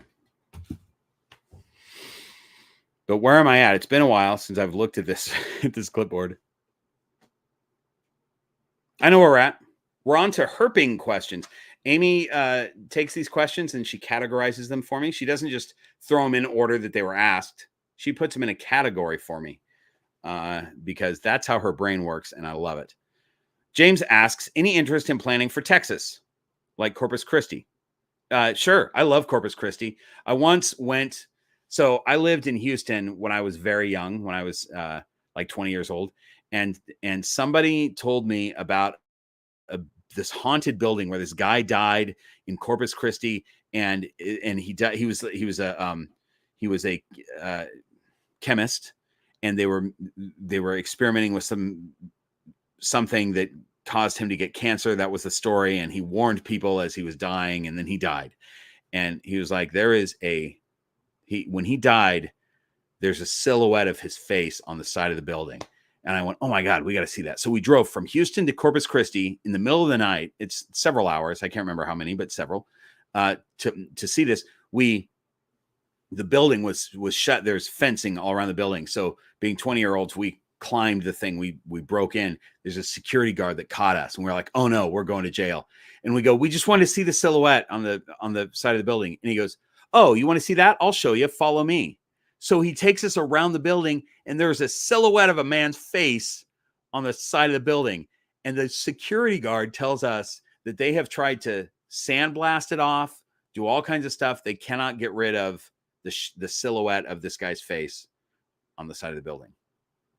It is crazy. That's my story of Corpus Christi. Has nothing to do with herping there, has nothing to do with my plans or this question, but it's a great story about a freaking ghost, you guys, that put its face on the side of the building. All right. So, yeah, James, I would love to go herping in Texas. There are so many rattlesnakes in Texas and other things. That would be fantastic. I have spent lots of time in Texas, and I enjoy that state every time I go. I really like it. Look at Max. How cute is he, right? All right. Susie Larkin is asking, by the way, you guys know Lucy, my snake babysitter. Susie makes jewelry, and she made Lucy a whole bunch, like 6 or 7 sets of earrings that are like snake and lizard, just reptile themed earrings. But then last time I saw Susie at our herping event, she had made, if you watch my videos where I bring Lucy to reptile shows, Lucy always is attracted to the bearded, or not bearded dragons, the beaded lizards. And I always have to tell her that they're venomous. She can't have one because they're venomous. And, but she loves the way they look. So Susie Larkin made her beaded lizards as earrings and gave them to me to give to her. But I haven't seen Lucy in ages, but I saw, she came over the other night, two nights ago, I guess, with her mom. And I was able to finally give them to her. and she's obsessed with them. So Susie, I don't know if you've heard from Lucy or not, but she just got those 2 days ago and she loves them. What they are is just Susie took beads and just made, it's just a lizard made out of beads. It's literally a beaded lizard. It's great. It's a very, very nice gift for her. Anyway, Susie's asking this question. Hey, how did the rattlesnake herping go on the 20th? I think you know the answer now because we've talked about that. It did not go well. But I love every piece of desert that I saw on those 3 weekends was the most beautiful. It was great being out in the desert. Did not find any rattlesnakes.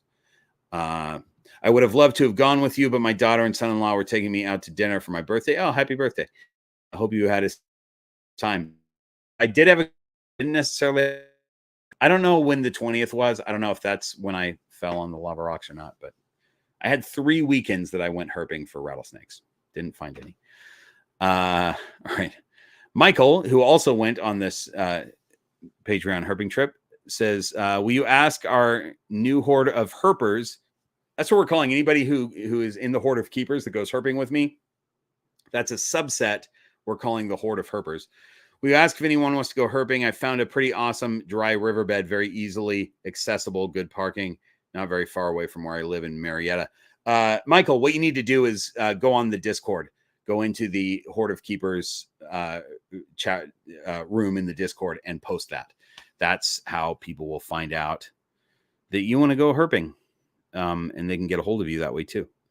So do that. Azara says, what is your dream herping trip? If you had 0 limitations, where would you go? You know, there are several places, but the dream is to, like, I want to go to New Zealand. I want to try to find tuataras in New Zealand. That would be the dream species. That's not even a reptile because they're a, what's it called? It starts with an A. It's a big word. They look like a lizard, but they're not a lizard. They're not even related to lizards. There's some dinosaur species, the only kind still living, and it's not a lizard. I mean, it's not a reptile or an amphibian. It's a separate thing, but it looks like an iguana. I want to find those. That would be the dream. But more probably something that I actually would do is Australia for carpet pythons and blackheaded pythons. I want to go to Asia. I would love to see a king cobra in the wild, you know, retics in the wild in Asia, stuff like that. I have a lot of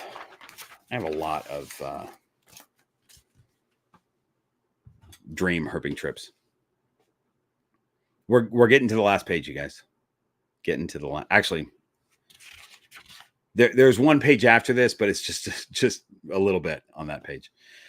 Micah says, I accidentally overfed my ball python and he got chunky. What's the best way to trim him down to a healthy weight outside of enrichment and activity, as those have always been a constant with him? Had been feeding him anytime he was showing hunting activity.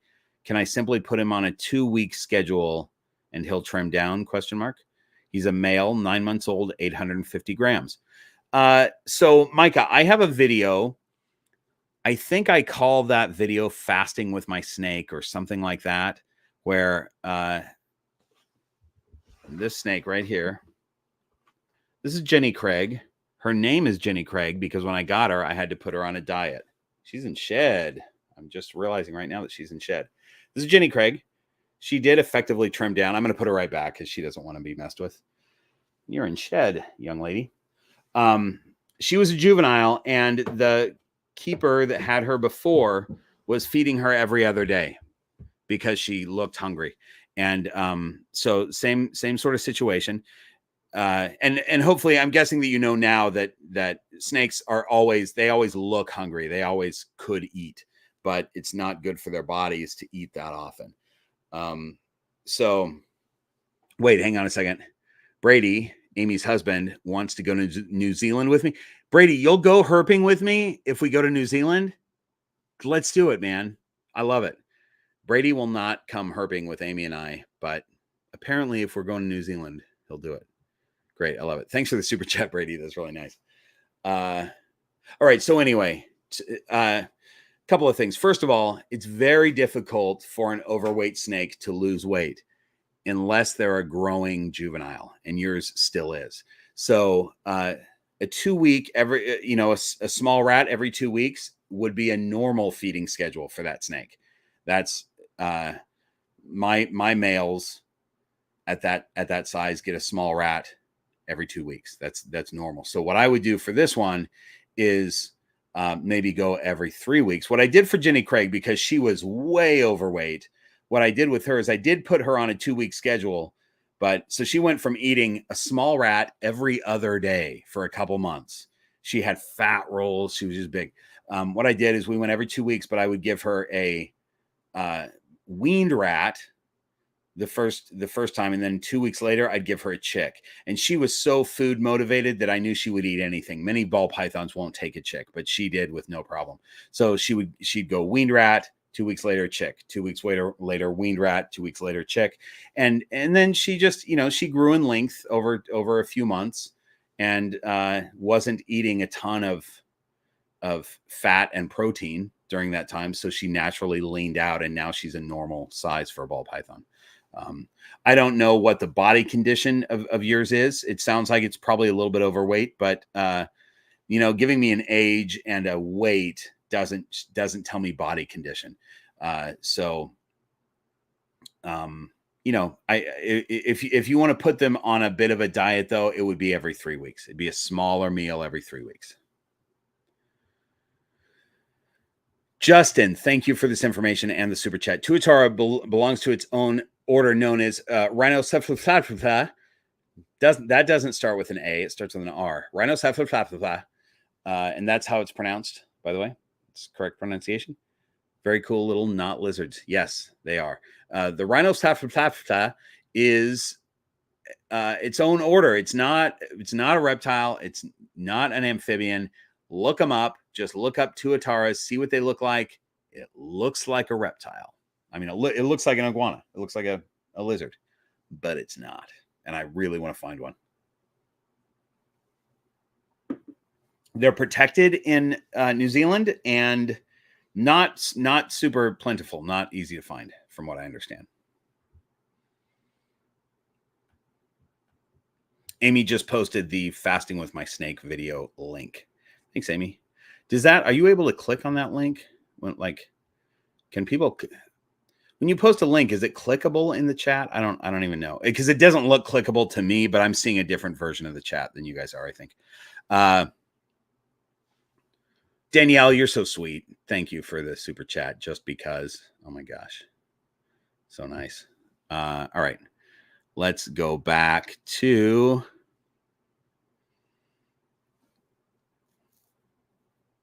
Michelle says, I've been feeding my ball python on a weekly basis since I got him. Now that he's moved up to small rats, I plan to space out his feedings eventually to every 2 weeks. That's what I do. Once they get to smalls, we go to every 2 weeks for my males. And females too, I guess. Usually, well, not necessarily. Females, it depends, I guess. But my males, that's what I do. Currently, he can be quite ravenous when feeding day comes around. I'm worried his personality might change for the worse when I space his feedings even further apart. Do you notice a change in temperament in any of your ball pythons when you change their feeding day? That's a good question that I'm going to answer as soon as I put Max back, because we'll get somebody else in a minute.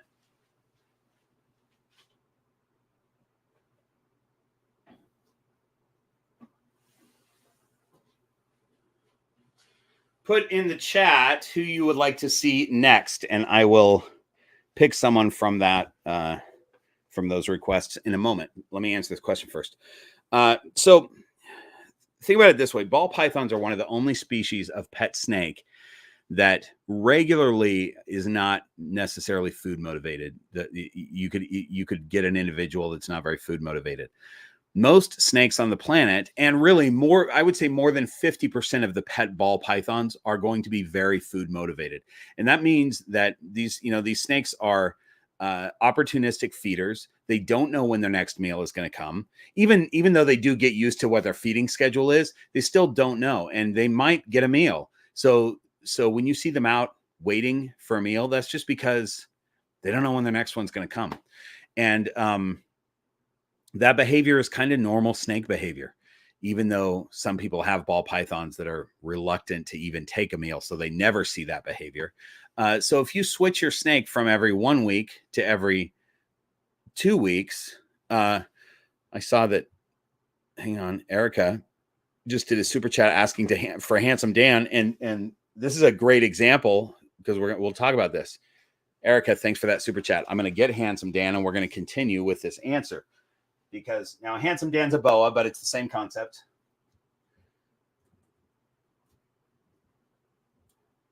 He is, hi buddy. You're okay, pal. That's all right. It's just me. It's just me. That's all. Yeah. You're okay. All right. He's just in his box. He's had this box for so long, and one day he's going to pee in it, and I'm going to have to throw it away, but he really likes it. So, hi, pal. Oh, look at you. So Handsome Dan is now on small rats, which he went from, he did a growth spurt. He was on rat pups for a long time. He was eating rat pups for quite a while. And then he graduated to weaned rats, and he only had a couple of weaned rats before I looked at him and I was like, it's time for smalls. So now he's on smalls, and I feed my boas sparingly. Not everyone feeds them like this, but he was on a meal every 2 weeks. And when we went to smalls, now we're on every 3 weeks. So Handsome Dan's behavior is that he eats a meal, and about 5 days later, he's looking for his next meal. That doesn't mean that he's starving at that point. That just means that he's an opportunistic feeder, and he doesn't know when his next meal is going to come. So I'm used to seeing him for just over a week every day, posted up looking for a meal. And so me moving him to every 3 weeks, that just means that he'll spend another 7 days looking for a meal. And when I say 3 weeks, it's, I might decide if he's doing really ravenous behavior type stuff, like it looks like he's going to maybe strike at me, which he's never done before, then maybe I'll feed him a few days before or something like that. I don't have to stick to exactly that 3 week thing, but he's getting a bigger meal now, and so we're moving him back to one every 3 weeks. And he just had his second birthday. Handsome Dan is 2 years old as of like 3 days ago. Happy birthday, Handsome Dan.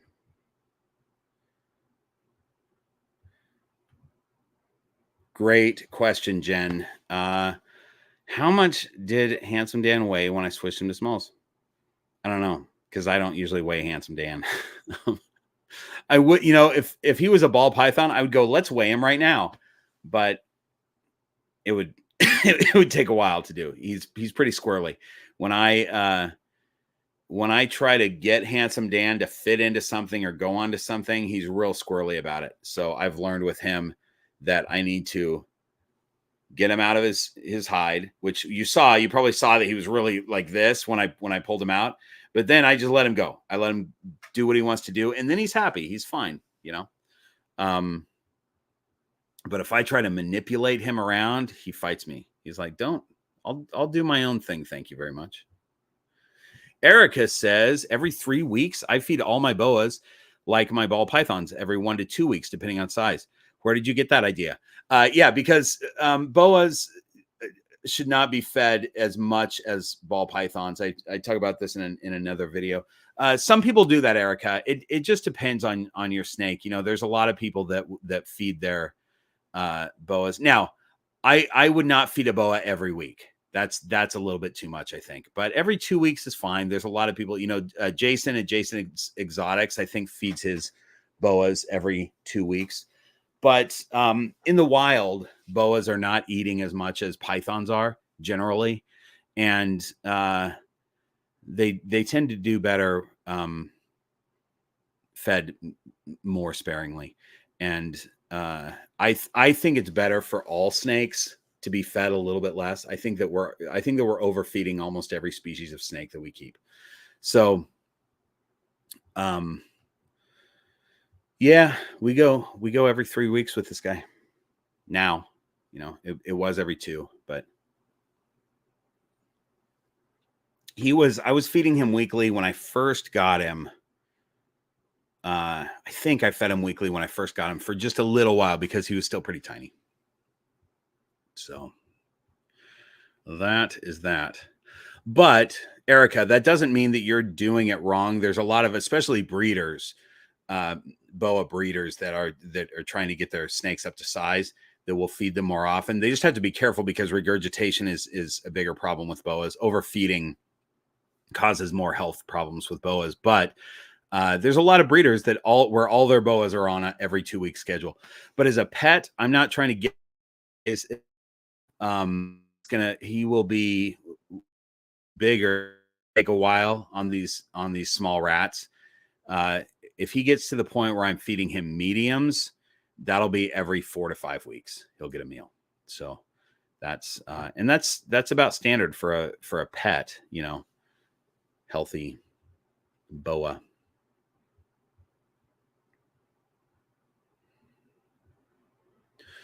Joe, thanks for the super chat.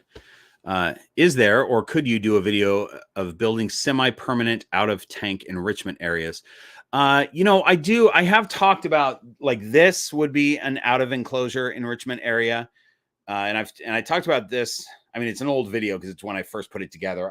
I just bought this decorative ladder on Amazon and then this is like a bearded dragon hammock, and this is a Mag Naturals ledge right here that I put on the door. These are fake plants, stuff like that. And then I did a video. I did a video where I took boxes. It was SwitchBot had sponsored the video, and they sent me tons of product, like boxes and boxes of product. So I used all those boxes and I made a castle out of cardboard boxes in that video. And I talked about that. And then I've done videos on just a playpen. You just get a dog playpen, and that's really easy because you pop that playpen open and you throw a bunch of random stuff in there that they can hide in. I usually put a few snake hides and just random stuff that they can encounter, and you put some snakes in there. Azara, thanks for the super chat. Happy birthday, handsome Dan. That's really nice. Thanks for that super chat. Have I missed any others? Hang on. I don't think so. I think I got them. Yeah, I got them. Okay. So now the other thing is with boas and with any snake is that regardless of your feed schedule based on what what we think their schedule should be based on their species or whatever, you got to look at their body condition. And if the snake is looking thin, you need to know see how he gets squirrely like that. I was holding him awkwardly, but still. But if Handsome Dan was looking skinny, he'd get fed more, more often at least. And he's a nice square. It's good square body, super strong animal. So there was a time when, and I mentioned this in another video, where I looked at Echo, my super dwarf retic, and I realized I'm not feeding her enough. She's getting scrawny. So we upped the food, and that worked well for her.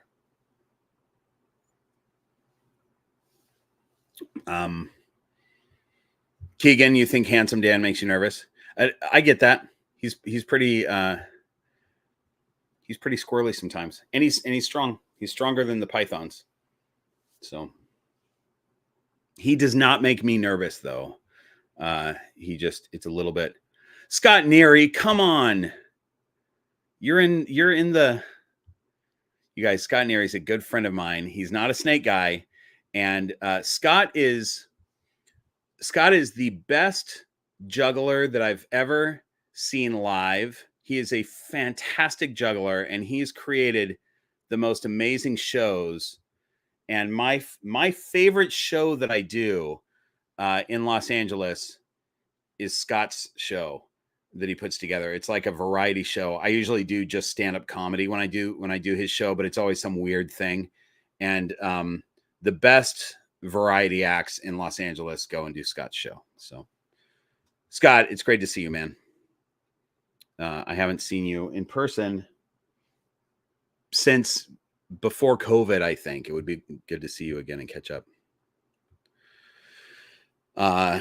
Anyway, Scott's worked with a ton of he's worked with Penn and Teller and tons of really cool acts.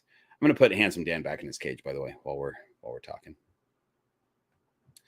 Thanks for jumping in here, Scott, and seeing what we do. You guys just look on YouTube. I bet if you YouTubed Scott Neary, SCOTNERY, and then look up pancake juggling, there's got to be one of those sets. It's so freaking funny and super impressive. He basically, no, Scott, I'm not going to stop. I'm going to tell them what this is. Here's what he does. He comes out on stage. It's so ridiculous. He comes out on stage like it's a cooking show. He goes, I'm going to teach you how to make a pancake. Right. And then, so he turns on his little cooking thing and he pours his batter and then he's got a backpack on. I'm going to say this wrong. This is basically it. There's other steps that I'm missing in this, but basically what happens is he's got this backpack on and he goes, while I'm waiting for my pancake to cook, I'm going to take my backpack off. But he goes forward. He's also a contortionist. So he goes through his backpack and he gets himself all tangled up in his backpack where his leg is up here and his arms are up here. He can't use anything. And he's just hopping on one leg. And then he's got to flip his pancake. And so he ends up flipping his pancake, hopping on one leg. And like, I don't remember how this works, but he eventually escapes from the backpack, which is hysterical. And then it's this whole pancake juggling act, like flipping the pancake way up in the air, catching it behind his back. It's ridiculous. And I love it. He's so funny. Scott's the best. All right. That's all I'm going to say about Scott Neary. I'm not saying anything else other than Scott, I would love to see you soon. Where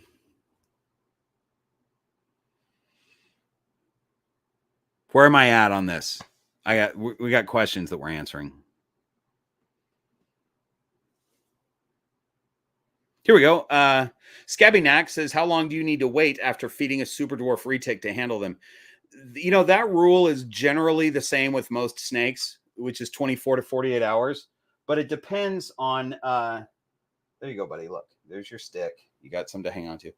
It really depends on what you've given them, how much food. So with my super dwarves, they usually have a substantial lump in their belly after I fed them. And I wait for that lump to go down. And then I look and see whether it looks like they're going to poop or not. And then I wait till they poop, if that's a thing. But generally 24 to 48 hours. Danielle, thanks for the super chat. Have you seen the HBO Renfair documentary show yet? It's wild. I haven't, but I used to perform at that Renfair. I know all those people, and I'm seeing all the posts from them saying, I was on the show. This is me on that show. I've not seen the show yet. It's filmed at Texas Renfair, and I did a number of seasons of a particular show at that festival, and I loved it. That it's the largest Renfair in the world. It's crazy, and I love it. I have not seen the show yet, though. Hang on. I got a text. Let me make sure it's not from Amy telling me that I missed something. Oh my gosh. So many texts from Amy. McKenna. Yeah, we had the request for McKenna, the dog. I'll check to see if she's outside. Did you get the super chat from High Viz about weighing a hat and then weighing Dan on the hat? Oh, that's a smart idea. High Viz, I did not see that super chat, but smart idea. Put Handsome Dan on a hat. He just needs to be holding. Oh, there it is. Thanks for that super chat and that idea. Yeah, the thing with Handsome Dan, I don't know if you saw, I might have been too low, but when I was putting him away the last time, if he's not wrapped around with his neck or his tail, he feels it, like he's very uncomfortable. So he'll start squirming like this to try to grab onto something. He just wants to be holding on to something. And it makes him very uncomfortable if he's not. So that's what it is with him. Okay.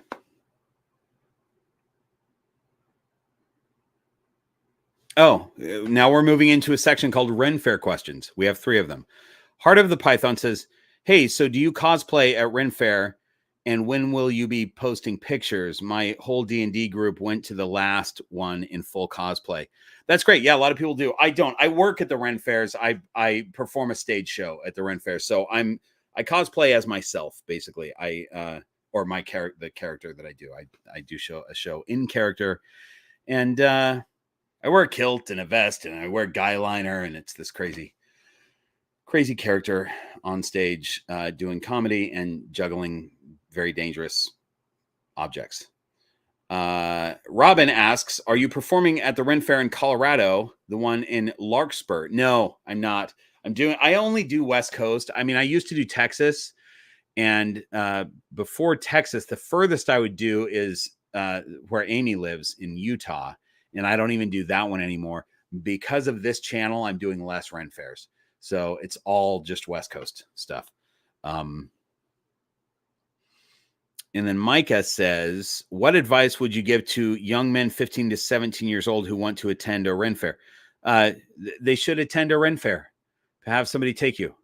Put an outfit together, or just go in your regular clothes. A lot of people just go in their regular clothes. You're going for the first time, just put on a pair of jeans and a t-shirt and go check it out and see if you're into it. And then if you're into it, then you can invest some money on some sort of outfit. Ren Fairs are really fun. They are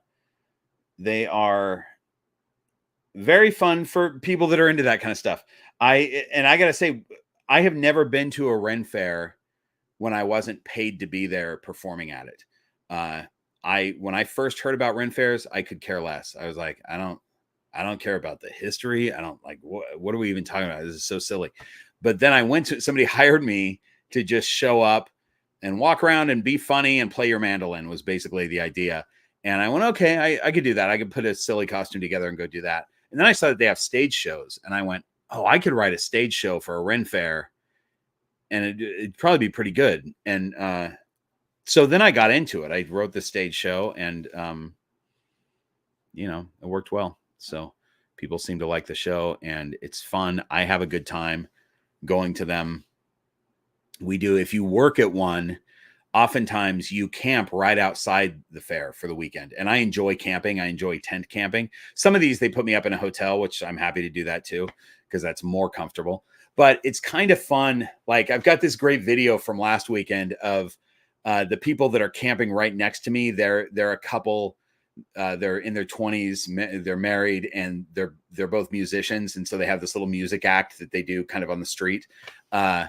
And they're brilliant. They're so good. But I've got this video of us just having drinks sitting around the tent at like 9:00 at night. And she's got an accordion and he's got a mandola, and they're playing this beautiful Irish ballad. And we're just sitting around having a great time. It's just delightful. It's a very fun experience. And especially once the fair is shut down and we're doing our thing at night, eating, and we're either outside the actual festival grounds or maybe we're in the festival, having drinks, eating, singing, playing music, whatever. It's fantastic. I love it. Okay. That is my plug for Ren Fairs, a thing that I never thought I would like, but now I do. Okay, now we're on the last section. Oh no, almost the last section, but we really only have a couple questions left. Justin is asking, this is labeled random questions. Justin's asking, what's your favorite snake or serpent from mythology or pop culture? I'm a Norse mythology fan, and I like Jormungandr. Yeah, Great question. Anaconda from Anaconda, because who doesn't love a 700-pound anaconda? I'm guessing it was 700 pounds that moves as fast as a peregrine falcon. Come on. Incredible. The other one would be Crawley from Good Omens, who technically is not a snake, but used to be a snake. And so good. Crawley from Good Omens. Good Omens fans in the chat? Anybody? Taylor asks 2 questions. Number 1, if you could own any wild animal as a pet with no risk of it eating you, of course, what would it be and why? It would be an orangutan or maybe a gorilla, because orangutans, since I was a little kid, have always been my very favorite animal. I just love them. And I just want to sit next to one. I want to sit next to one on the grass and just just have it playfully tackle me onto the ground. That's what I want. I want an animal that could do that. I love their humanness, I think. It's the opposite. I say that I love snakes because snakes are so different from humans that it's fun to try to figure out what's going on with them. This is also the reason why a lot of people are scared of snakes, that they're so different they can't relate to them. But that attracts me to snakes. But then on the opposite end, you get the one animal or a couple of animals that are so close to human that you just want to have that interaction with them. And for me, that's an orangutan. Or gorilla also is the same thing. Same situation with gorillas. What am I missing here from Amy? Hang on.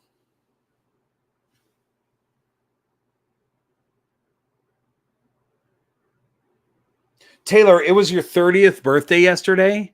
Oh my gosh, you're in your 30s now, Taylor. Happy birthday. That's amazing. Everybody tell Taylor happy birthday. That's fantastic. All right, before I get to my next question, I'm going to see if McKenna's out. I don't know if she's available. Hang on a second. My windows are all closed in here. I have no idea what's going on outside. McKenna, come here. Come here. Come here. You crazy pup. Get over here. Come say hi. Come say hi to everybody, you little barker. Oh my goodness. You're barking. You're such a barker. Say hi to everybody. Say hello. Hi. How you doing? You didn't expect me to pick you up. This doesn't happen very often, does it? All right, I'm putting you down. There you go. Now I have to give her a TREAT. Hold on a second. Come here, pup. Okay, real quick. Really fast, because we're on the live stream. Here, I'm not even going to make you do tricks for it. I won't even make you do tricks. Here, ready? Just eat them. Go. Oh, yum. Oh, yum. Okay. Okay, that's it. See ya.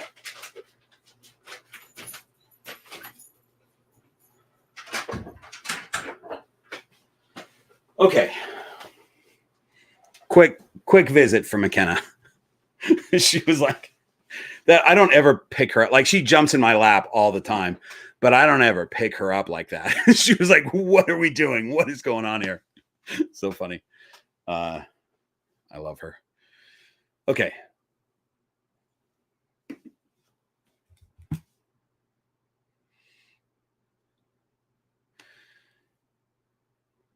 Oh, did Amy have another?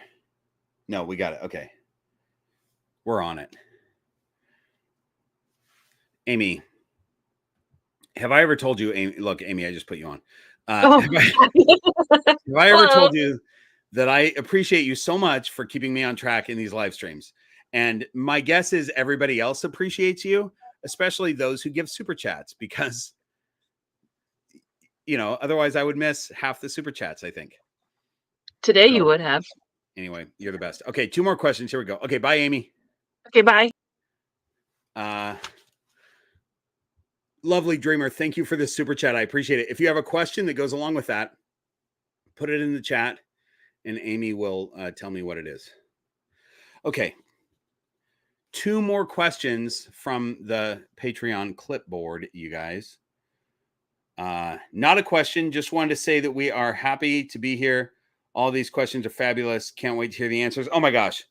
Irresistible Pythons said that. Thank you so much. These are okay. I didn't even read the I didn't even read the category. These are nice things that are not questions.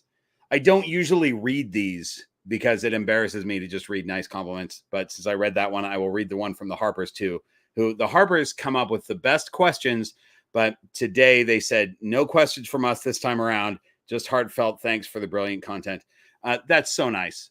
Keith and Mary, you guys are the best. I appreciate you. Okay, that's it for Patreon questions, ladies and gentlemen. That was a lot today.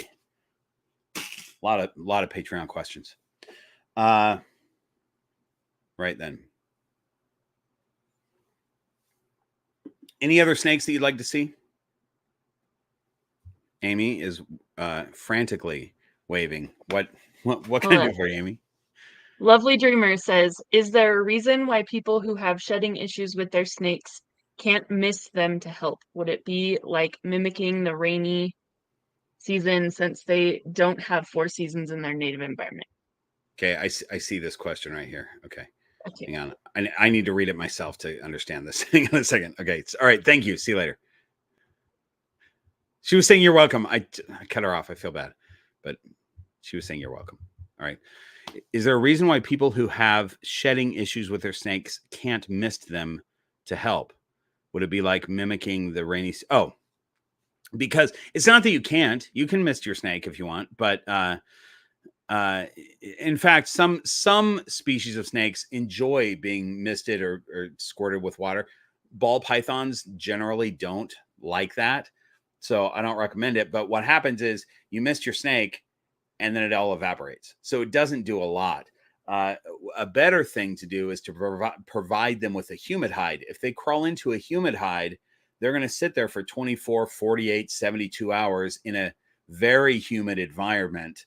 That is, a humid hide, I'm guessing is somewhere around 100% humidity, depending on how much damp sphagnum moss you're putting in there. Then they're spending a lot of time in a very humid environment, whereas you just spray them off, it's going to evaporate. So it's not going to do a lot long term while they're in shed. By the way, if you guys saw my blackheaded python care guide that I recently did, one of the things I said is that I've heard some people who keep black-headed pythons spray them off.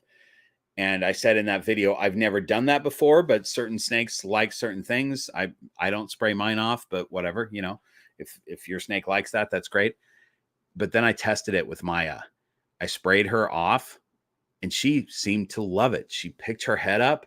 She sort of drank some of the water off her face, and I just kept spraying her. And I was like, okay, black-headed pythons like being sprayed.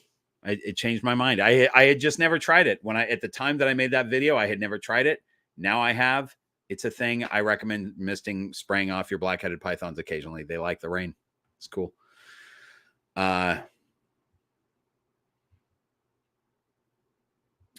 Would misting drop their body temperature from the evaporation like the reason humans sweat?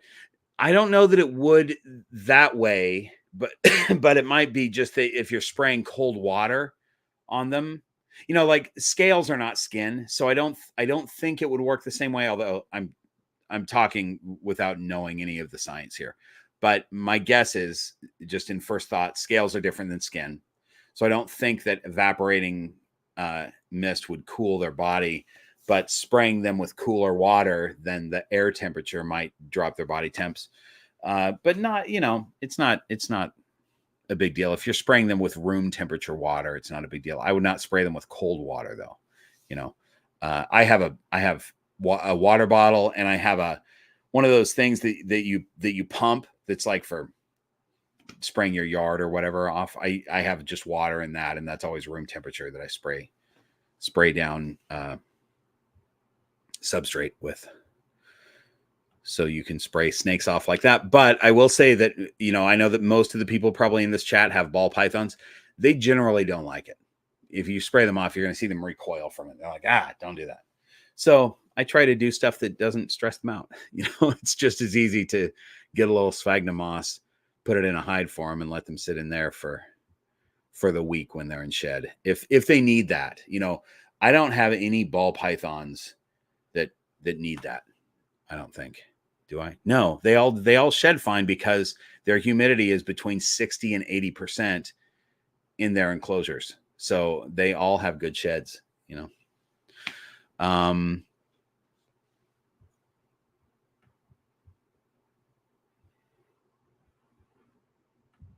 Robert asks, can we see Kent's snakes? You can see, I'll tell you, Eric the Murderer, which is a puppet from IKEA, is not easily found. It's in a storage space, but yeah, we can see Anya, which is technically Kent's snake. Anya, hang on.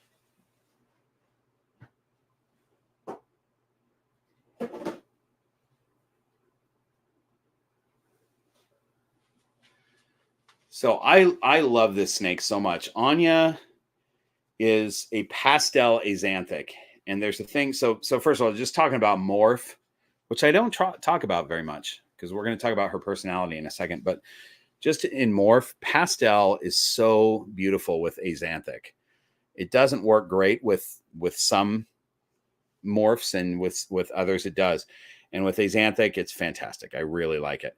So she's absolutely beautiful. She's also heiferpied, but her personality too. She's just she's just one of those snakes that, you know, all my snakes are docile. It's not, I don't have any ball pythons that are going to bite me, you know, like be defensive or anything like that. So they're all used to being handled, but there are some that you can just tell as soon as they're being handled, they're not stressed about it at all. They're just curious and they're going to be okay with hanging out, whatever. And she's one of those. I talk about this in next week's video where I'm doing an update on all my snakes.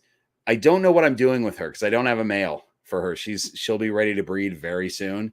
But I'm not going to breed her right now because I don't have a male for her. She can make axanthic pieds. Whoops, sorry, babe. She can make axanthic pieds, but I don't have a male that can.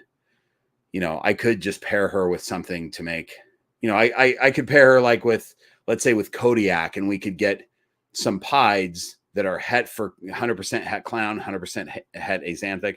I don't think I want to do that though. I kind of want to make axanthic pieds. So I need to get a male if I'm going to breed her. You know, you got something to say into the mic? You want to say something on that mic? Is Anya? She's very sweet. I'm missing a super chat. Hang on. Desi Masuku _87 says, thanks for that super chat, man. Appreciate that.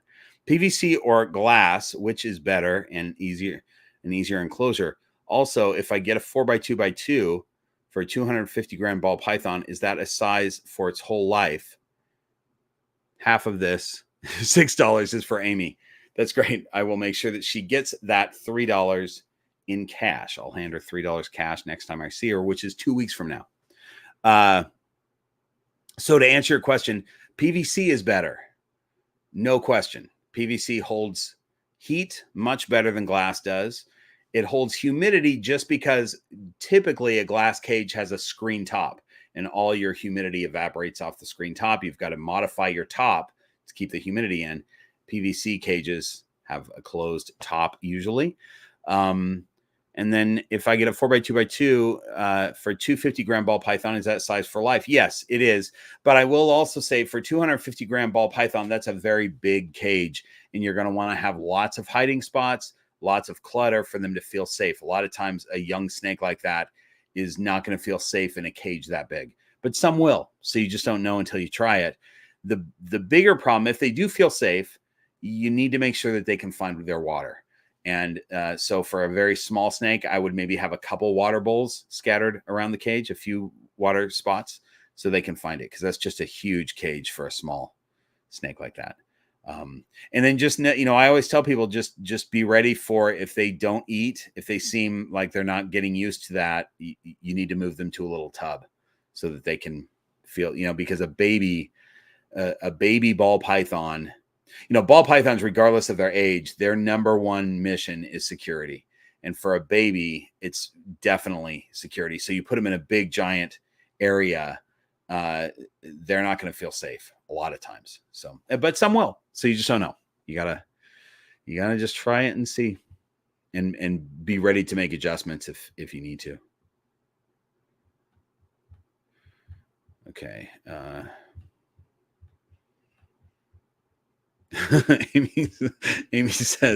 Amy says, no, I want my $3 in coffee. Fine, Amy, I will give you your $3 in coffee.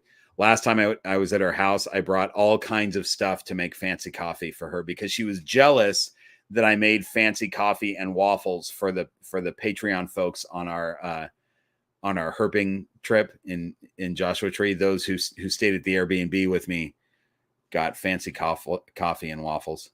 So the next week I saw Amy and I brought what I brought was an AeroPress. I think I brought an AeroPress and a pour over to do fancy coffee in different ways. I'm just going to put Anya up here because this is where she wants to be. And there we go. Great. Perfect. She's going to reshape my hat. That's okay. Azara, thanks for the super chat and the reminder. Don't forget to hit the like, friends. I appreciate that. You've been here for a long time, 2.5 hours, and but 149 people. Usually, we top out at about 100, at about 200 people watching live. A lot of people watch after, which I appreciate. Thanks for watching. If you're watching this after, thanks for doing that. These are long live streams. I'm guessing that people are cleaning snakes, washing dishes, doing whatever, and listening to the audio a lot of times. But I appreciate it. But for those of you who are still watching, and now we're at 145. We've dropped, but it's okay. Still a lot of people for 2.5 hours in on this, because I know some of you have been here the whole time. So thanks for that. Leah St. Clair, thanks for this super chat. What enclosure setup is easiest to clean when you have multiple snakes to care for? Well, the easiest to clean are tubs. And but I want to be careful because tubs, I have tubs for a lot of my snakes. Most of my ball pythons live in tubs, in rack systems. But I also am home. I travel a lot. We talk about me traveling a lot, but when I'm not traveling, I'm home. I don't have a day job. So my snakes come out, they get to wander.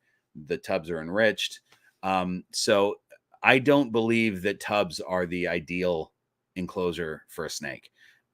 For ball pythons, they work well because security is important to ball pythons.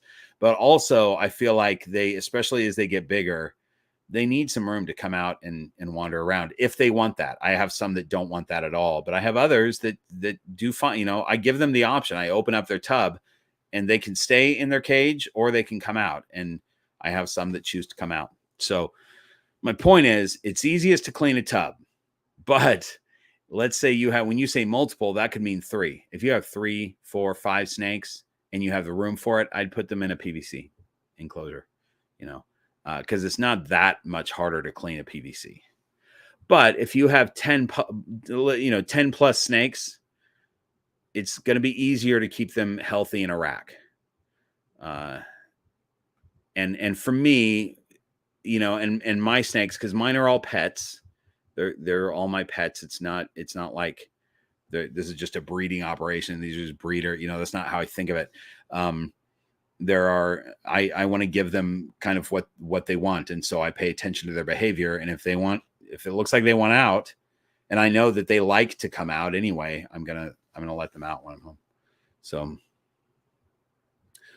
Mom, I'm so glad you're still here. Mom says she's still here too, sort of tracking the Mariners for Dad. So that means that Dad's out somewhere, probably at some sort of veterans event that he's doing. I think he's at a meeting. He's at a meeting right now. And so, Mom, you're gonna fill Dad in on what happened with the Mariners when he gets back. That's great. I love it. Thanks for still being here, Mom. So here's a question that I just saw. Sky High Morphs says, Bob, do you ever have problems with egg leaking when taking them apart? I haven't ever, But I do know what to do because I've seen what people do, and that is you just take a little piece of Scotch tape. If you pull the eggs apart, they're a little stuck together. I try to catch them as soon, like hopefully I can catch the mama laying, and I can just take those eggs as soon as she's done. They're easy to pull apart at that point.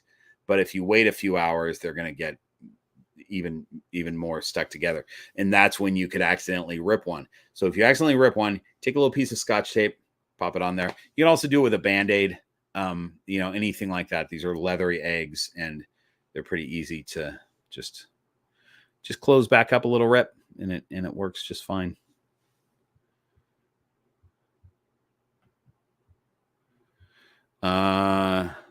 Okay. So do we have anything else on the agenda before we end this? Is there any other snake that anybody is dying to see before? Oh, Amy, hang on. Amy's. Hi. Hi. What can I do for you? Oh, I've been keeping track of the snakes that people have been requesting. What do you got? We have had several requests for Sundance Kid. Oh, okay. A few requests for Damara, a few requests for Echo, a few requests for Lydia, several requests for Eric the Murderer. Stop. Okay. Did I already say Banjo? I can't remember. Guys, look, here's my little. Here's my Spider-Man. You requested Banjo. I did. Tell you what. So some of those snakes aren't available because of shed situations or eating situations. Like Damara. Damara ate 2 mediums yesterday. And I normally would not feed her 2 mediums, but she is a over 5 foot long, probably 10-pound snake at this point. She can easily take 2 mediums, and she's in breeding season. But she took one, and then I think it was Freya, who I didn't expect to refuse a meal, did refuse, and I had nobody else to feed. And I knew that Damara would take a second one.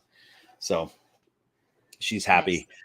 But that was 24 hours ago. I would rather her sit and digest her 2 medium rats. Yeah. You also just got requests for Tiger Lily and Delilah, although you did show Delilah in her little bag. In her bag. I did. That's right. Let's see if Tiger Lily's still out. Okay, hang on. Justin, thanks for the super chat. How many snakes in total in the green room? I think with these guys, I think it makes 35. I think with that little snake pile. I had 29 before, I believe. Amy might know better than I do. I'm not sure. Okay, let me see what I can do. Let's look and see where Tiger Lily is, because she's been wanting to come out all the time lately. And yet, she is currently in an Ardbeg sleeve. She's been out a couple times today, though. So here's Tiger Lily. Always happy to be out moving around. Just the most delightful of personalities. Very, very similar to Anya as far as just never has a problem with coming out like this. I just pulled her out of her hide where she was, and now she's just curious. Like, you know how some snakes are, you pull them out of their hide and they're like, yeah, I don't, what's going on? What's happening? She never does that.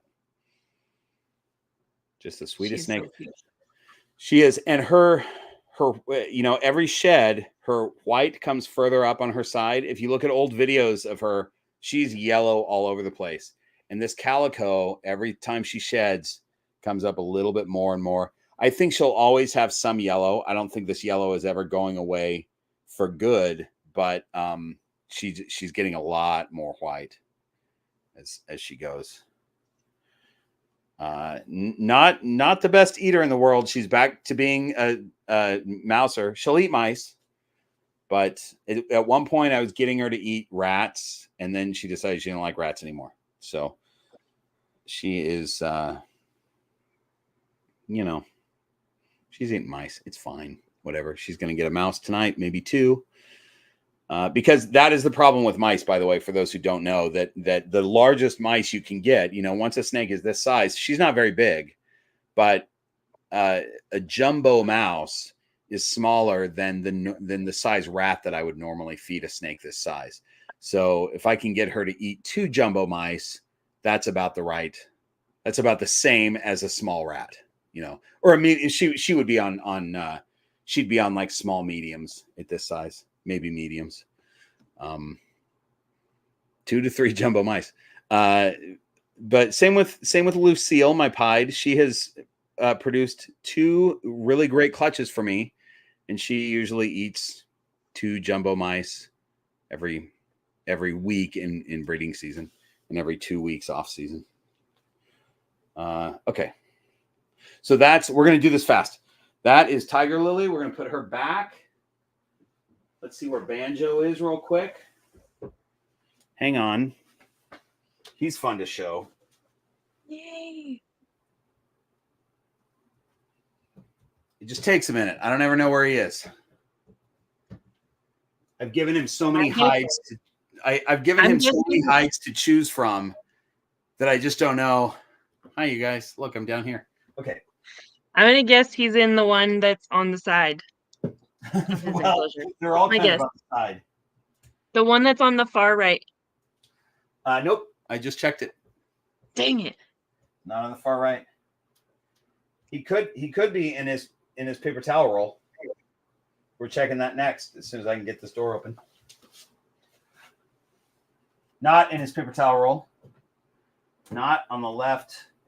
Oh, look at this. He's in a little tiny hide that he's almost never in. But he's not he's not picky about hides. He crawls into wherever he happens to be. If he decides he wants to hide, he just finds whatever hide is closest, which is pretty interesting. Look at old Banjo. Blackheaded python, ladies and gentlemen. Oh, I love you so much. I like your reaction, Amy. I'm taking you off though, so I can get bigger screen so people can see. Okay. Right. Okay, bye, Amy. All right. There's Banjo. I love this little guy. He very different personality than Maya, my other black-headed python. Although they're in different stages of life. He's quite a bit younger than Maya. But still acts very different. And these are just cool snakes. They're so different than other pythons. They are more like a colubrid. They act more like a colubrid. Very interesting little snakes. And I've been feeding him. His last 3 meals have been on a puzzle feeder. So that's a dog puzzle feeder that you would give to, like, I have one for McKenna also that I put little treats in, and then you cover it with a cup, and she has to find the treat and move the cup to get to it. And I have a modified one for him. I actually made it for Maya when she was younger. That where I've modified the cup so they can hold a little hopper mouse. And he is 3 feeds into it. He ate 2 hopper mice last night out of there, and he absolutely knows what he's doing now. So his first try at it, it was just he found like he can figure out where the mouse is with his tongue, and then he just didn't know to move the cup, so he just kind of put his nose in there and the cup moved, but he didn't know that he's supposed to move it himself, you know. But he got it, and then the second time was kind of like that. The third time, I put this was last night. I put the puzzle feeder in there with 2 different mice in different spots. And I walked away for about 5 minutes, and I came back to see if he's found his puzzle feeder yet, come out of his hide to find his puzzle feeder. And both mice were already gone. So he obviously knows exactly what he's doing now. He knows what his job is when that puzzle feeder is in his cage. Pretty smart little guy. And look how handsome. I mean, look at that pattern. If you are used to seeing black-headed pythons, you probably can tell that this is different. He's got a darker black back than most black-headed pythons.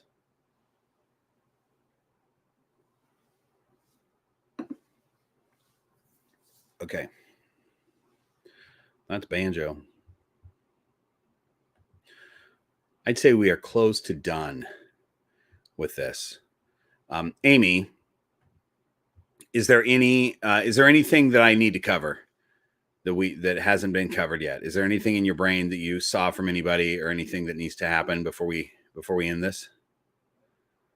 No. Okay. Nope. Okay.